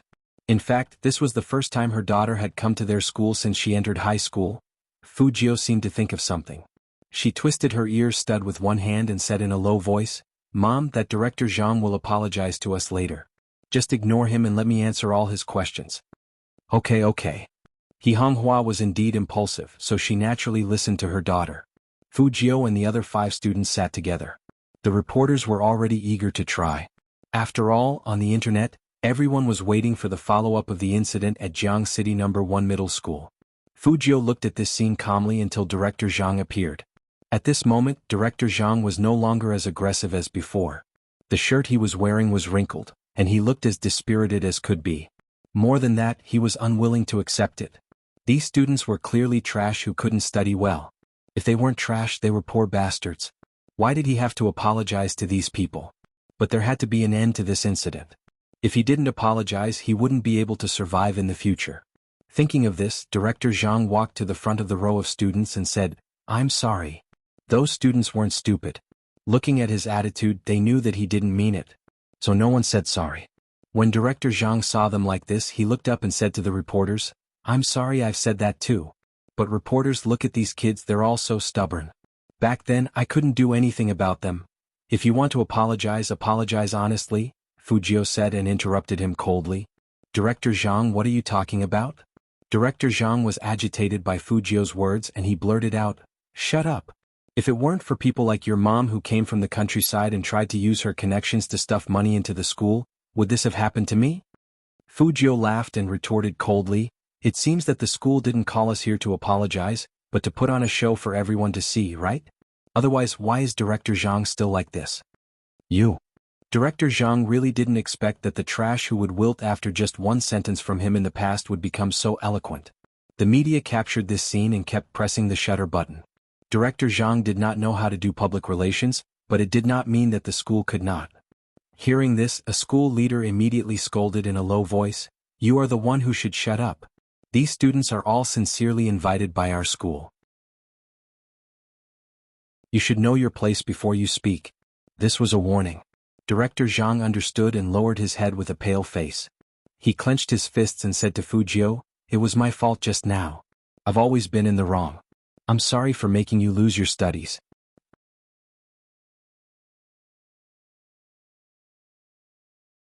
Chapter 28. That was hatred. The hatred of every student who was fired by Director Zhang. Director Zhang said stubbornly, "If you didn't steal it, would you return it?" The girl didn't expect that this scum would still say that. She was so angry that her whole body was shaking. Fu Jiu pressed her hand down and said faintly, "According to Director Zhang, it's better for everyone to not return the things they picked up. Because if you are poor, you will be wrongly accused of being a thief." At this point, she looked up and her silver hair was fierce. "I heard that the school leaders want to recommend Director Zhang to teach in other places. Shouldn't such a teacher be banned?" "You." Director Zhang's fingers trembled slightly. That school leader immediately interrupted him. "No, don't worry. The education industry doesn't want this kind of person." Hearing that, Director Zhang froze. He turned around with an ugly expression and looked at that school leader. He had no more hope. The reporters swarmed over and someone asked him, "Do you feel guilty?" There were also reporters interviewing the students and one of them asked, "Since you were wronged, why didn't you say it earlier? Did you want to blow it up?" At any time there would be such malice. Fu Jiu glanced over coldly. The media colleagues couldn't bear to watch any longer. They pushed the reporter aside and said, "We've all seen that post online. Some people are wronged and fired, but their hearts are still kind. I would like to ask the students, what is it that allows you to maintain such a kind heart?" The microphone was handed to the girl who was accused of being a thief. The girl took it and put it in Fu Jiu's hand, looking at her with bright eyes. Fu Jiu smiled and turned around. She looked straight into the camera and her eyes were like dazzling lights. "Because we all believe that justice may be late, but it will never be absent." At that moment, the students couldn't help but have their eyes turn red. Yes, justice may be late, but it will never be absent. We have come this far because of this belief. Qin Mo pressed the remote control of the TV, glanced at his subordinate next to him and frowned slightly. "Why are you crying?" "When I was young, I didn't know anything except for computers. My teacher told me to study because he thought I didn't do proper work." Fatty rubbed his face as he said, "If Boss Qin didn't poach me, I wouldn't have become a hacker." Qin Mo glanced at the other one. "Rich second generation, don't tell me you were persuaded to study as well." "I'm touched." Coco nibbled on the rabbit's ear. "That bad director deserves to be destroyed. Captain, you should call your mother right now and make sure he can't go anywhere." Hearing this, Qin Mo tilted his head and lit a cigarette, his gaze calm. "I don't have to do anything, someone will make it hard for him." "Who?" Coco was surprised. Qin Mo's slender fingers flicked the silver lighter in his hand. "Spade Z." Hearing this, Fatty and Coco immediately jumped up. "Boss Qin, are you saying that Spade Z was the one behind all this?"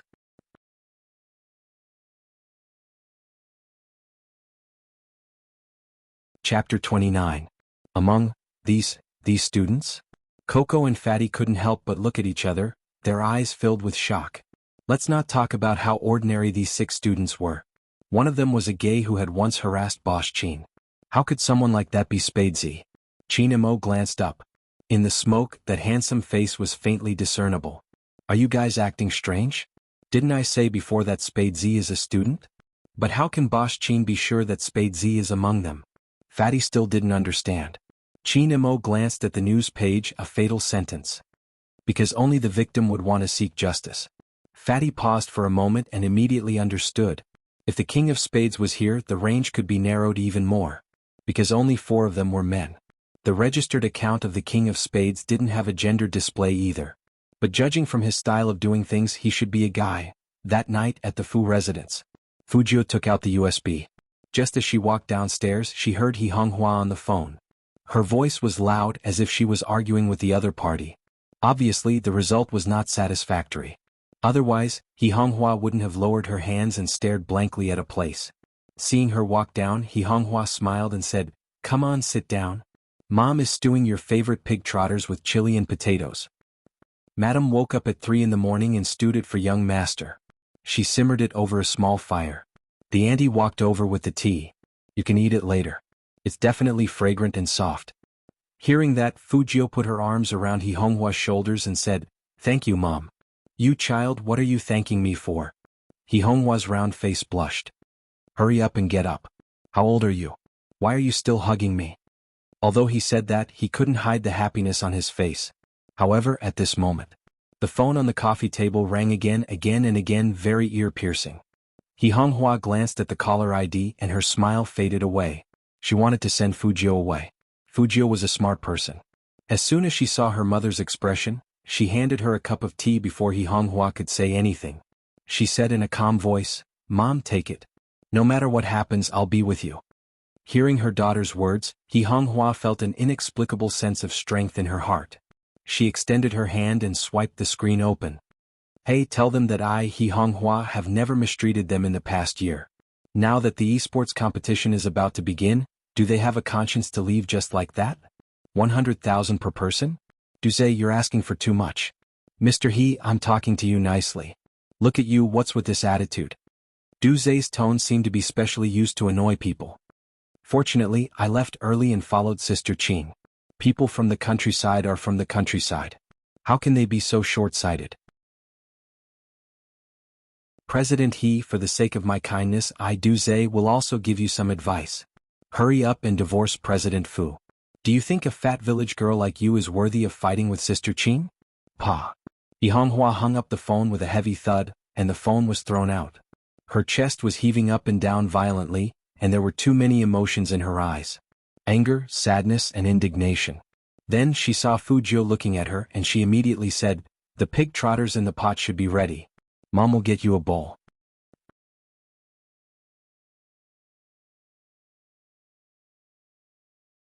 Chapter 30. He Honghua paused and did not speak. Fujio raised her eyebrows and looked at Qin Xiaodong, who obviously knew the answer. "Tell me what's going on." He didn't say anything unnecessary, just like the young master who had just woken up in the hospital that day. Qin Xiaodong was shocked. He couldn't help but say, "It's all because of that third." Fujio tilted her head. Qin Xiaodong walked up and said, "Young master, esports is a big project in Jiangqing now. The Qin group is the leader. Every year they select some people from the companies under them to join them. Not only do they have to be good at gaming, but they also have to be young enough to make money." Madam had taken a fancy to this, so she had spent money to hire some gaming experts from school. She had provided them with food and lodging and trained them for a year, just so that they could participate in this year's esports preliminary competition. As long as they could stand out in this competition, they would be selected by the Qin group and signed as professional players. At that time, Madam would also get a lot of profits. However, at this time, the three groups of agents had poached all the talented players from the company. Now there were only some ordinary players left in the company. If they continued to participate in the esports competition like this, they would only be eliminated. At that time, not only would the company lose a year's worth of investment, but it would also lose its business license. The third one did it on purpose. At first, Madam could still handle it, but later young master was fired. The third one told the partner of the company that, "Say what?" Fujio's voice was very calm and she gestured for him to continue. Qin Xiaodong glanced at He Honghua hesitantly. In the end, as if throwing caution to the wind, he said, "They said that young master likes men and won't be successful in the future."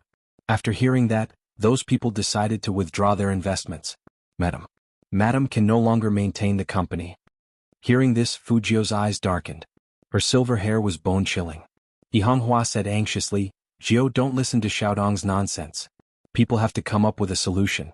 Do you think your mother is so easy to bully? Don't worry, no matter how poor your mother is, I will make sure you eat and drink well." Mom. Fujio looked up and smiled. "You're wrong.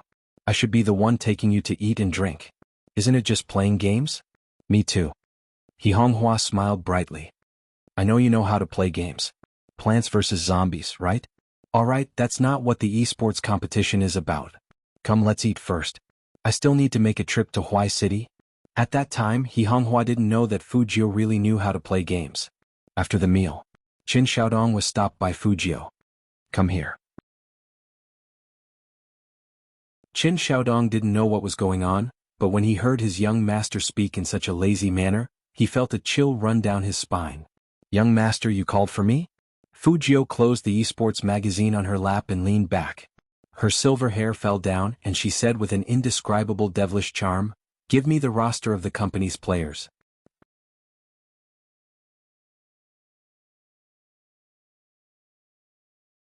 Chapter 31. Give it to me. Two very cool words. His voice was cold. Qin Xiaodong immediately turned around and took out some documents for Fujio.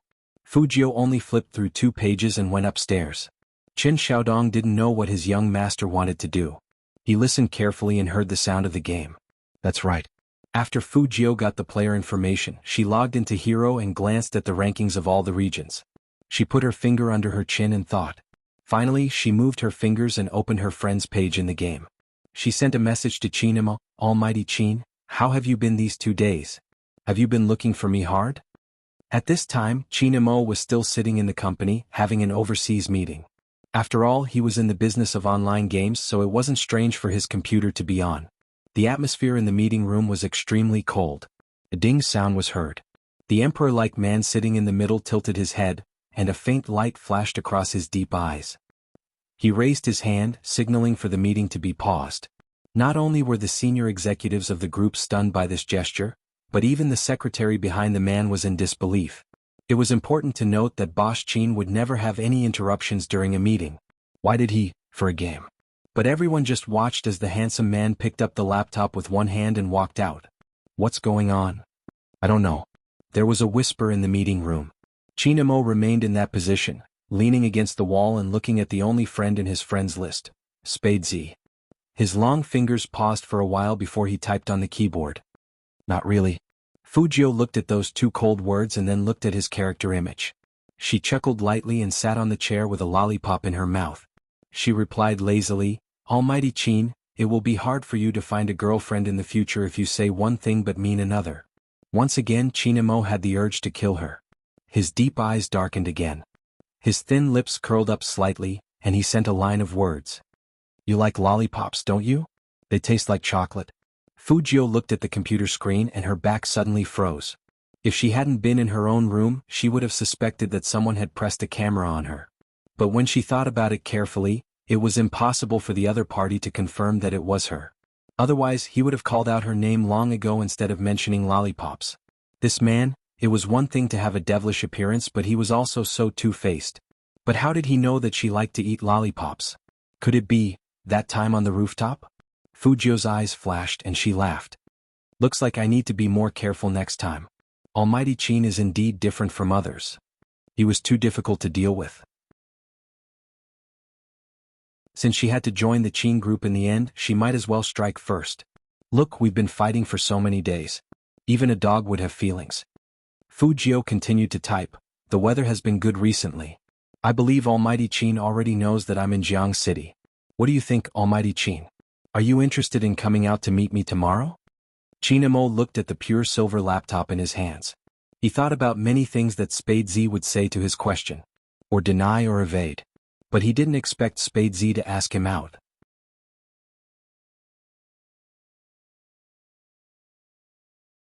Chapter 32. Qinmo's eyes deepened and he didn't reply immediately. Fujio wasn't in a hurry either. She sat on the chair, put her fingers under her chin and looked at the chat box. After about 5 seconds. Finally, a word appeared on it. Okay. It was from Qinemo. Fujio wanted to ask more, such as where to meet and how to contact him. But she was interrupted by the other party. I'm still in a meeting. We'll talk about the details later. His commanding tone was cold without the slightest bit of warmth.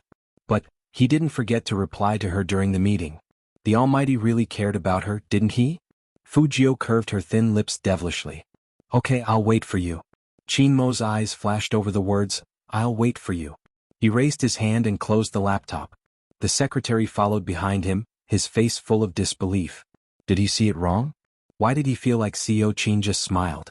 By the time Qinemo walked into the conference room, the executives had already stopped talking.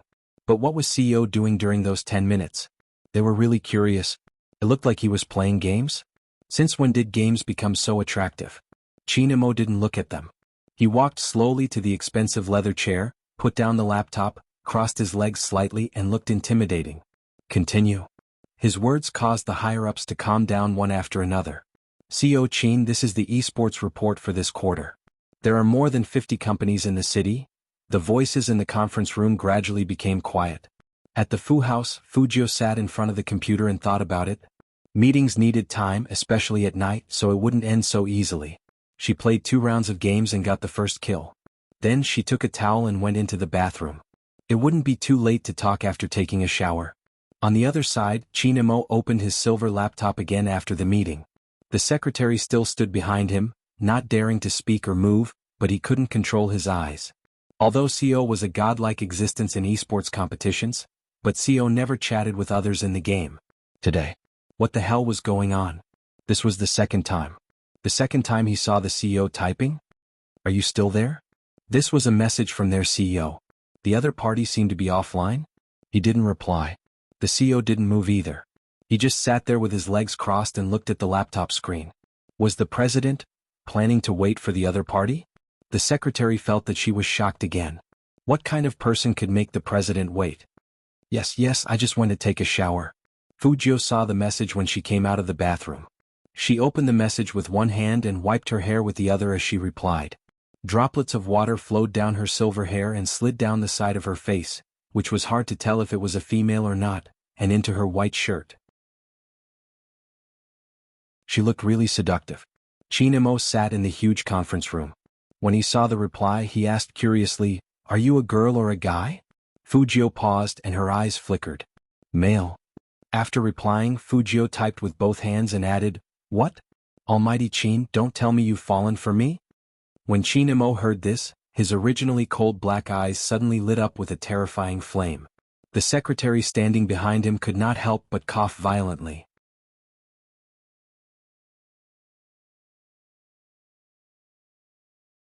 Chapter 33. This person really dared to say that. Xiao wouldn't kill him out of anger, would he? Secretary Liang, who originally wanted to go home early, decided not to leave. Watching Xiao being flirted with was more interesting than watching TV at home. What a pity. As soon as he had this thought, Chinemo picked up his laptop and threw it at him indifferently. Since Secretary Liang likes to watch the show in the company, then stay here and work overnight. I'll check the results tomorrow. Secretary Liang. Xiao, you can't be like this. Chinemo pressed the elevator button and walked into the team resting area on the top floor. He raised the corner of his mouth, and that smile slowly blossomed, like a peerless ice flower in the Arctic. Fujio saw that there was no reply, so she typed another question mark. Ding. Chinemo sat in front of the floor-to-ceiling window, opened his laptop and saw this message. He typed slowly, "I'm not interested in men, but if you were a woman, I would definitely let you have a taste of what it means to like someone." He typed the word like very hard. It was definitely not a pure meaning. Fujio understood what he meant, and she blushed inexplicably. She didn't want to fall out with him before they even met. Fujio cleverly changed the topic. "When exactly are you free tomorrow? Morning or afternoon?" "Afternoon." 2 more words. Fujio thought that this man always spoke so little if she didn't provoke him. Fujio looked at her watch. "Then wait for me after school. I have my last class at 6, so I can be there at 6:15. The Lanning Cafe near a university. See you there." After saying that, Fujio wanted to go offline. But she didn't expect that there would be another message from the other side. It wasn't warm at all. Huh? Fujio raised her eyebrows. Chinmo's eyes were indifferent. "Why do you want to meet? I'm always being chased like this. It's annoying." After Fujio sent the message, she put down her towel and waited for a reply. Of course, she couldn't tell him the real reason online. Chinemo only replied with a ha sound. It was quite cold and he obviously didn't believe her. Then he typed another message. "Tell me your contact information." Fujio also thought about this. She didn't want to leave her phone number, so she simply left her WeChat ID. "Got it." The other party replied without a single punctuation mark. Sure enough, the words were like the person, arrogant beyond belief. It seemed that this godly CEO didn't want to continue chatting with her. As expected, girls were more popular in the game. But she had seen him anyway. When they went to the cafe, they could just say Chinmo's name. She was afraid that Almighty Chin would ask for a VIP room at a rich man's place, the kind that wouldn't reveal any information. "That's alright, I'll use WeChat again." After making up her mind, Fujio turned off the game and went to sleep. She didn't have the habit of carrying her phone with her, so she didn't know that there were 3 WeChat friend verification messages waiting for her to verify them. On the top floor of the Chin group, outside the floor-to-ceiling windows, the lights of the entire city were lit up. Inch by inch, the shadows were reflected in Chinmo's bottomless eyes. He held a glass of red wine in one hand and looked at his phone screen. His eyes gradually turned cold. "Why haven't you accepted my friend request yet?" "Good, very good."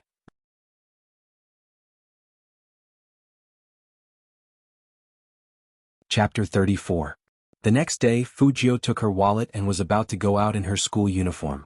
Young master, wait. Driver old Wang was still eating fried dough sticks. I'll start the car now and take you to school. Young master seems to be up earlier than yesterday?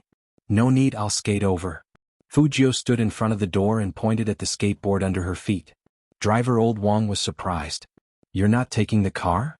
Uncle Wang, you don't have to wait outside anymore. It's autumn and it's getting colder. You're old, so I can go by myself. As she said this, Fujio's figure disappeared, leaving only her lingering voice. Driver old Wang froze in place. Was young master concerned about him? Old Wang knew Fujio's previous absurdity better than anyone else. He thought that young master was only trying to get some money from madam, so he behaved so sensibly recently. Who would have thought that young master had really changed? She had changed so much that it made people feel warm in their hearts. 8 o'clock was the time when the school was the busiest. All kinds of luxury cars were parked at the entrance. This was not strange for Jiang City No. 1 Middle School. Because most of the students here came from rich families, and it was normal for them to compare at this age, so they would ask their chauffeurs to take them to school. In the gap between the rows of luxury cars, a handsome figure dashed past. Vaguely, one could only see the dazzling silver hair. It was Fujio. Her left leg was on the skateboard and she was wearing a big black headset on her head. Her school uniform fluttered in the wind as she bent her knees, revealing a part of her fair waist. The lines were so beautiful that many girls wanted to take out their phones and take a picture of them. So cool. I thought he was so cool when he was interviewed yesterday. Now he looks even cooler skateboarding. What should I do? I think I'm going to change my love. Fujio. As if she heard the girl's words, Fujio looked back and curled up the corner of her mouth. In an instant, countless girls fell for it. After this incident, everyone's opinion of Fujio had changed. Especially that female classmate, Shui Yaoyao, who didn't have a good family background. She officially returned to school today and requested to be in the same class as Fujio. When he saw Fujio enter the classroom, he immediately raised the steamed bun in his hand. My mom steamed this herself. She asked me to thank you. Because of Shui Yaoyao's action, all the students in the class looked over at Fujio and started discussing. Fujio definitely won't eat her buns. What if she gets a stomachache from eating something unclean? I know, right? Hey, don't tell me she likes Fujio. Gosh, why doesn't she look at herself in the mirror? She's just a big fat pig and she dares to think about Fujio? Hearing these words, Shui Yaoyao bit her lip in embarrassment. She just wanted to thank him, she didn't want to cause him trouble. But she forgot that she was a joke. Thinking of this, Shui Yaoyao wanted to take her hand back. What she didn't expect was that the young man took off his earphones and suddenly leaned forward. He opened his mouth slightly and bit into the bun in her hand. And it's delicious. I haven't had breakfast yet. Thanks. Because he had just started speaking, his voice still sounded lazy and luxurious, coupled with his smile that seemed to be able to melt the first snow in the world.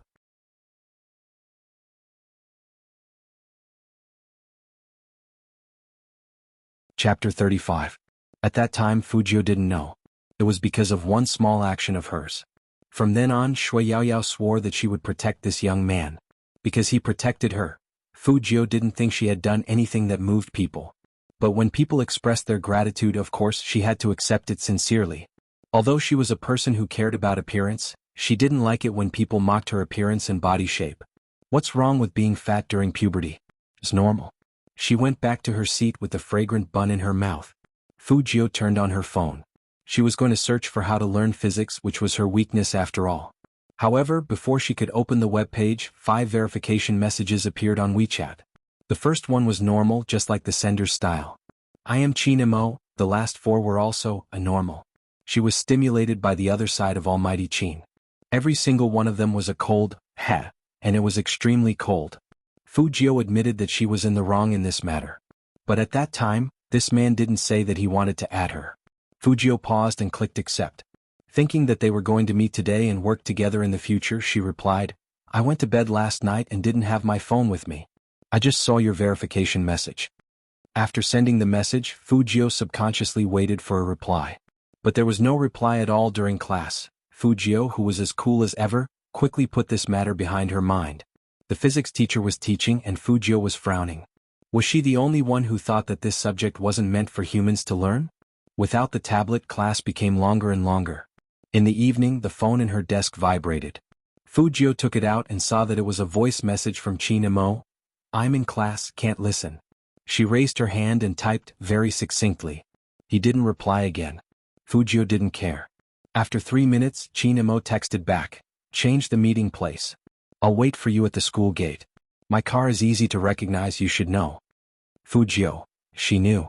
Not only her, but all the teachers and students in the school should have recognized that top-of-the-line military Hummer. Not to mention Jiang City, there was not a second one in the entire 3 provinces in the northeast. That car and the red license plate number were indicative of his distinguished identity. But if that was the case, wouldn't she have to get into his car in front of everyone? This time Xiaodong was going to go crazy again. Okay. She didn't care. Qin Mo tilted his head to look at the words on his phone before sitting up on the bed. He looked like he had just woken up. His dark eyes were still a little heavy, and his white shirt was half open, revealing the man's strong honey-colored chest. Every inch of it was seductive and sexy, and it was enough to make one's nose bleed. He tilted his head. His hair, which had been trimmed to the point of perfection, slightly covered his eyes. Suddenly, he seemed to have thought of something and replied in a domineering tone, "Don't turn off your phone again."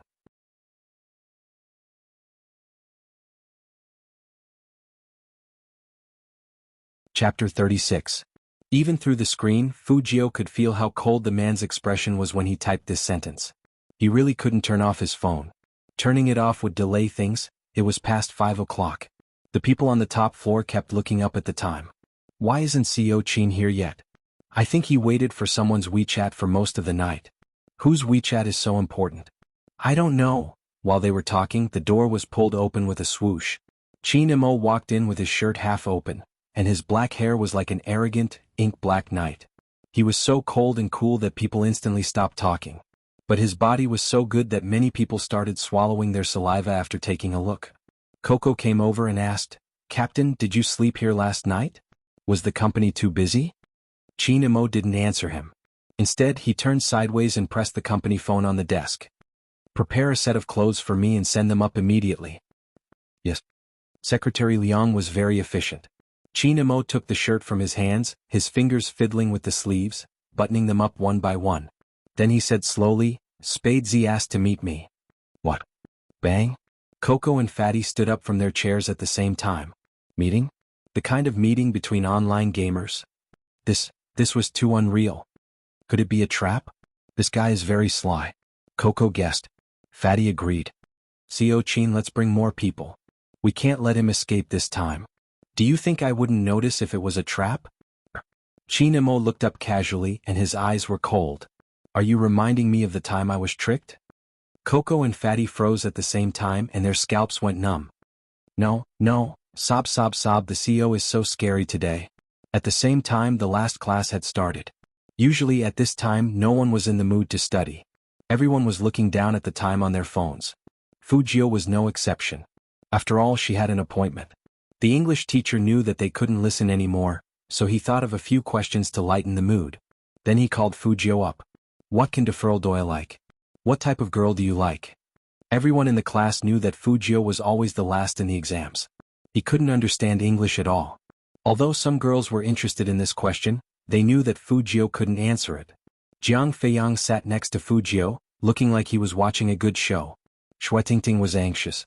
She took out a pen and poked at Fujio's uniform from behind, writing one word on the paper, "Beautiful." As long as Fujio could answer with one word, she would pass. But she was afraid that Fujio didn't even know this word. The teacher was also looking at her. Fujio smiled. Her thin lips parted and she spoke fluent English. Do you think I don't have feelings just because I'm poor and ugly? If God had given me beauty and wealth, I would have made it as hard for you to leave me as it is now for me to leave you. Her voice had always been pleasant to listen to. Now that she was using an authentic British accent to slowly recite those sentences, it was full of exotic magnetism. Almost all the students in the class were intoxicated by it. This is... The English teacher was very excited. The original sentence from Jane Eyre. It seems like the teacher likes this book very much. The heroine in the book is my type. Fujio was still smiling and she winked at Shuetingting behind her. So handsome and bewitching.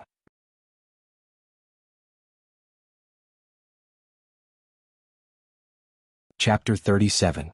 The English teacher took the lead in applauding and gave unprecedented affirmation, asking the students to learn from Fujio. Jiang Feiyang's eyes widened. He originally wanted to see a joke, but he didn't expect to see this little weakling in the limelight. Fujio sat down, glanced at him from the corner of her eyes and curled up her thin lips. That obvious mockery made Jiang Feiyang feel like his face was about to be slapped swollen. Moreover, he didn't know why, but he actually thought that Fujio looked good like that. Was he crazy? Alright students, this class ends here. Class dismissed. With one sentence from the English teacher, the students flooded out of the classroom. Fujio took her school bag and threw it behind her handsomely. She still had her skateboard under her arm and she slowly walked into the crowd. Qin Xiaodong was already waiting at the teaching building. Young master, where are you going? Wait for me. Fujio stopped in her tracks. Many girls looked at him with blushing faces and they stopped as well. Qin Xiaodong paused for a moment. Did he see it wrong? Why do all these female students look so shy? Young master. Qin Xiaodong lowered his voice. What did you do this time? Did you hit on girls? Fujio took out her phone and replied lazily, no. Alright, Qin Xiaodong said seriously. I trust you. Then young master, where are we going now? Are we going to Computer City to buy parts? I don't know why, but young master seems to be very interested in these things recently. Fujio opened WeChat and looked at the words, I'm here. She smiled. Before buying parts, let's go see someone first. Qin Xiaodong responded with an oh, completely unaware of the next critical attack. Were you meeting? Chinamo. Fujio only gave him 2 words and walked away. Qin Xiaodong suddenly froze and the corner of his mouth twitched. Even his expression was magnified to the extreme. Young master, wait, calm down. Young master Qin will treat you like a pervert and beat you into a bun. At the same time, at the gate of Jiang City No. 1 Middle School, a pure black Hummer with smooth lines was parked on the side of the road like a fierce tiger. The license plate number was white with red letters, and there were bodyguards standing around the car. His aura was shocking. But even so, it couldn't stop the enthusiasm of the students. It's Almighty Qin's car. Ah, I'm going crazy. Qin Imo was really popular, just like a superstar. As soon as he appeared, someone would pick up their phone to take pictures. No matter if it was a man or a woman, after seeing him play, no one would not love him. However, no matter how many people gathered outside, Qin Imo on the Hummer remained unmoved. He was sitting in the back seat. His nose bridge was straight and his face was handsome. He looked like he was asleep. One of his hands was supporting his face lazily, and the other was resting on his long legs. His long and narrow eyes were slightly closed and he looked very careless. But when his WeChat beeped, he suddenly opened his eyes. His eyes were as evil as the night, as though he could see through everything in this world. Qin Imo unlocked his phone, a line of words appearing on the screen. I'm heading that way now. Coco, who was sitting in the passenger seat, also heard the sound and for some reason he became excited. I've been playing games for so long, but this is the first time I've met an in-game character. What does Spadesy look like? It couldn't be a burly man, right?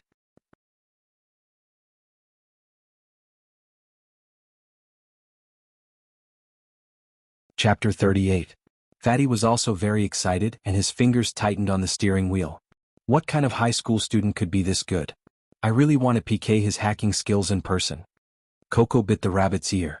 Then I want to play games with him. Don't do that, it will make us look weak. Fatty patted him on the shoulder. Bring out your online celebrity aura. Isn't it just a gay meetup? Coco snorted. You sound like you're calm, but your hands are still shaking. It seemed that Seo was calmer. The two looked at each other and they couldn't help but look at the rearview mirror at the same time. CEO, Captain, should also be seeing someone in the game for the first time, right? Who would have thought that the cold CEO would actually agree to a gay meetup? But if that guy was Spade Z, then it wouldn't be strange at all. Since the Hummer didn't leave, the school gate was already surrounded by students. This was the scene that Fujio saw when she came out. Everyone was tiptoeing and looking in the same direction, and their excitement was all expressed on their faces. Some girls couldn't help but cover their mouths the moment Chinamo opened the window. Chinamo looked out the window and his dark eyes scanned the crowd inch by inch. Spade Z would come out in a moment. As soon as he thought of this, his usually indifferent thin lips revealed a playful expression that he had never shown before. He tilted his head and lit a cigarette. His arm was casually resting on the outside of the car, and his fingers were playing with the limited edition Zippo lighter. His black hair was a little messy due to the breeze, and his godlike handsome side profile was enough to make people scream. Young Master Qin. Young Master Qin. Qin Xiaodong, who was behind Fujio, was stunned again. He didn't expect that young Master Qin would appear in front of them right after he said he wanted to see young Master Qin. It was like God was torturing him. He had to hold young Master back and not let him do anything stupid. Fujio looked at Qin Xiaodong, who was standing in front of her, and raised her eyebrows. Young Master. Qin Xiaodong tried to persuade him.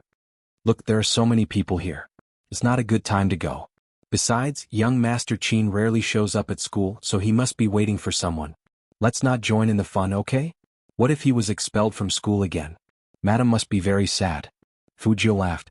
You know he is waiting for someone, but do you know who he is waiting for? Ah? Oh. Qin Xiaodong was at a loss. Fujio's voice was deep. Young Master, to be honest, you can't be so whimsical. You. This time, Fujio didn't wait for him to finish. She shot him a sharp look. Then he reached out and pushed away Qin Xiaodong, who was shivering from head to toe. He put on his headphones, clamped his skateboard, and strode toward the black Hummer surrounded by the crowd. That head of silver hair, under the dim yellow light, was exceptionally dazzling. Wait, that's Fujio? Could it be that he still hasn't given up on young Master Qin? No, I just fell in love with him. Let's make a bet. If young Master Qin sees him, he'll definitely tell him to scram.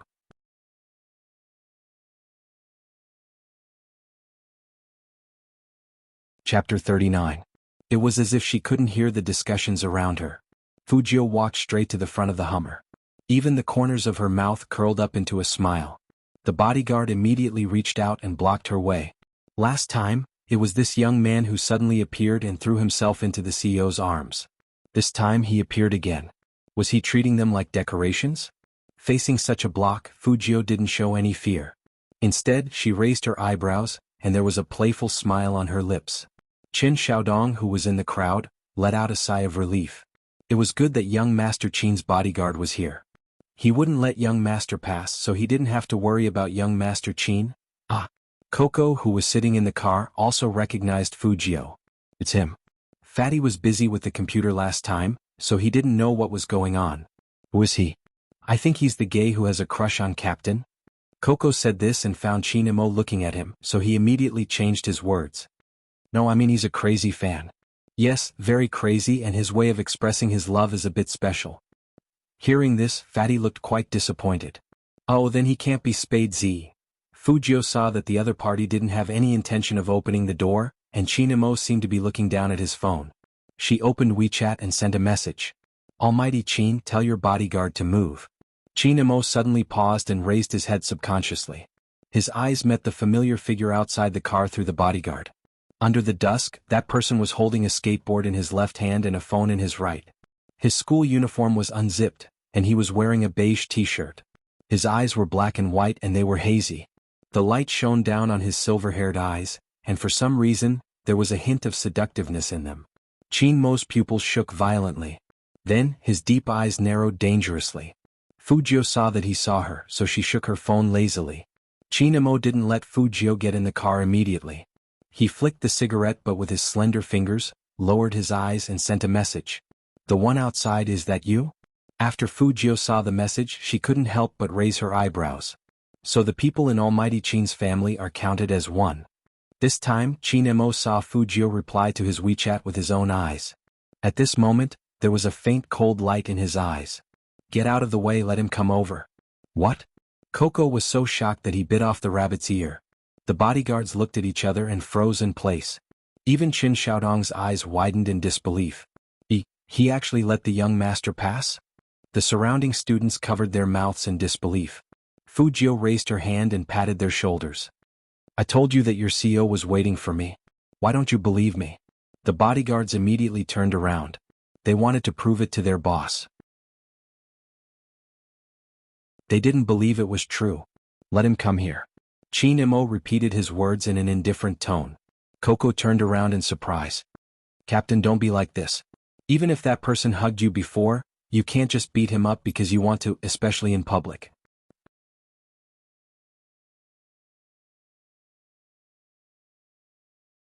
Chapter 40. Qin Emo frowned as he watched Fujio's face, which looked like it had been kissed by God, get closer and closer to him. She smelled so good with the smell of candy. The young man's light pink lips, which were perfect for kissing, were right in front of him with a teasing smile. In the face of such seduction, only Qin Emo could remain noble. His eyes curved into a smile and his eyes were full of warning. Don't get so close to me when you talk. Get in. Fujio was a little surprised, thinking that he would blush or something. So boring? Almighty Qin was indeed not easy to deal with. But it was only interesting when there was a challenge. She would try breathing into his ear next time. Let's see if he would always be so indifferent. Fujio found something interesting to do. Coco and Fatty, on the other hand, widened their eyes as they listened. What did they just hear? Captain actually said to let this gay get in the car. Fujio knew what these two were thinking. As soon as she sat down, she curled up the corner of her mouth. Hello, let me reintroduce myself. I am Spade Z Fujio. It would have been better if she hadn't said that. As soon as she said that, Fatty almost skidded on the steering wheel. Spade Z? Not only him, but even Coco's face also cracked in an instant. No wonder Captain paused for a second. Who would have thought that a gay nouveau riche would be that cool? Spade Z? The setting shouldn't be like this. One had to know that among the students interviewed, the first person they eliminated was this gay. Was this a joke? Or was he still dreaming? Or was this gay pretending to be him? No, he couldn't be pretending. Because he saw Captain talking to this guy on WeChat. But this was too unreal. I imagined Spade Z to be a burly man, Coco said listlessly. Fujio raised her eyebrows and smiled wickedly. I'm really sorry that I didn't grow up to be what you imagined, so I can't overpower you. Coco, Captain? Now I believe that this guy is Spade Z. Coco clenched his fists. Can I beat him up? Spade Z was asking for a beating the moment he opened his mouth. This was definitely Spade Z's style. He recalled the first time he saw this guy in the game. He was so cocky that he didn't even add him as a friend. Other than the captain, no one else had his contact information. Fujio smiled. You want to fight? Sure, but I'm afraid you'll cry after the fight. Coco's face turned red from being teased, but he couldn't argue with Fujio. He could only look at Qin Emo and blurt out, Captain, you were the one who recruited him. You should control him. Fujio was stunned by his words. Why did she let Almighty Qin control her? Are they close? They had only seen each other a few times. Didn't they just exchange WeChat messages? But Qin Emo turned to look at her without warning. That well-ironed suit and noble side profile were very much in line with his identity as a CEO. He indeed had the disposition to manage people. Then he put down the esports magazine in his hand and said to himself in a calm tone, Don't bully children. Hearing that his captain was standing up for him, Coco immediately raised his chin like a cat. But on second thought, wait a minute. Children. The corner of Coco's mouth twitched and he felt wronged. Captain, are you really helping me? Aren't you bullying me with Spade Z? This is only your first gay meetup and you're already so biased. Fortunately, Spade Z wasn't a girl.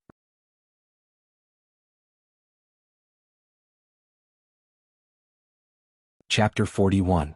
Fujio thought Qin Emo was right and was about to praise him. But before she could speak, Almighty Qin spoke again, slowly bringing up the dark history she didn't want to face the most. Also, I don't like men, especially not being kept by men. Fujio, such a sharp-tongued man, was not worthy of praise at all. Coco laughed this time and felt curious. He asked Fujio with the rabbit in his arms, How did you become Spade Z? When our captain added you, you were dismissive. Don't you like our captain the most? Hearing that, Fujio let out a long sigh. People are always young and frivolous. Are you saying that you don't like President Qin anymore? Fatty turned around. Qin Mo's fingers froze.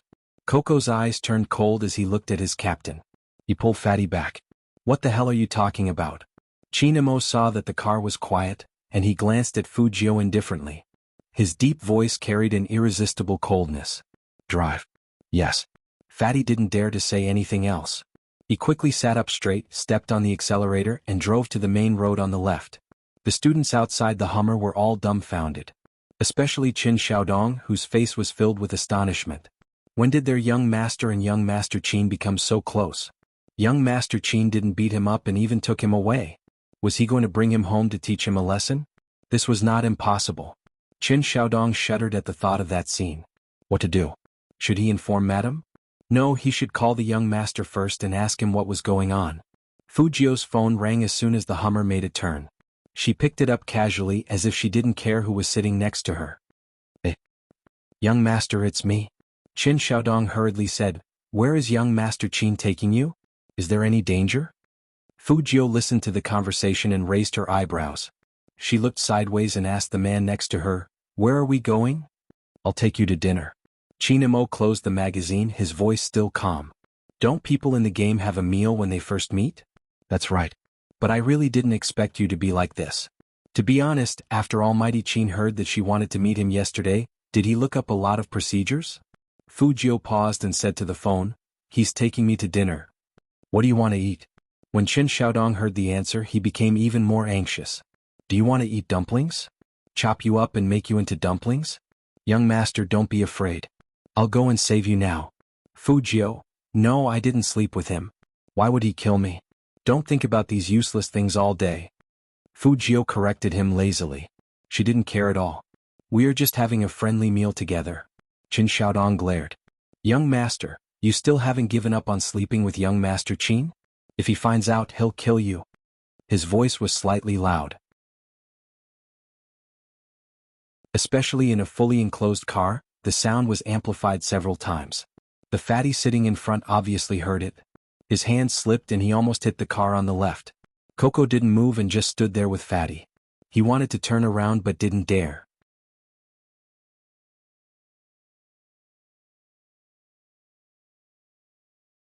Chapter 42. The air around the Hummer froze, not moving at all. Fujio could clearly feel the changes around her, especially the cold aura coming from her left side. "He already knows." Fujio said helplessly and hung up.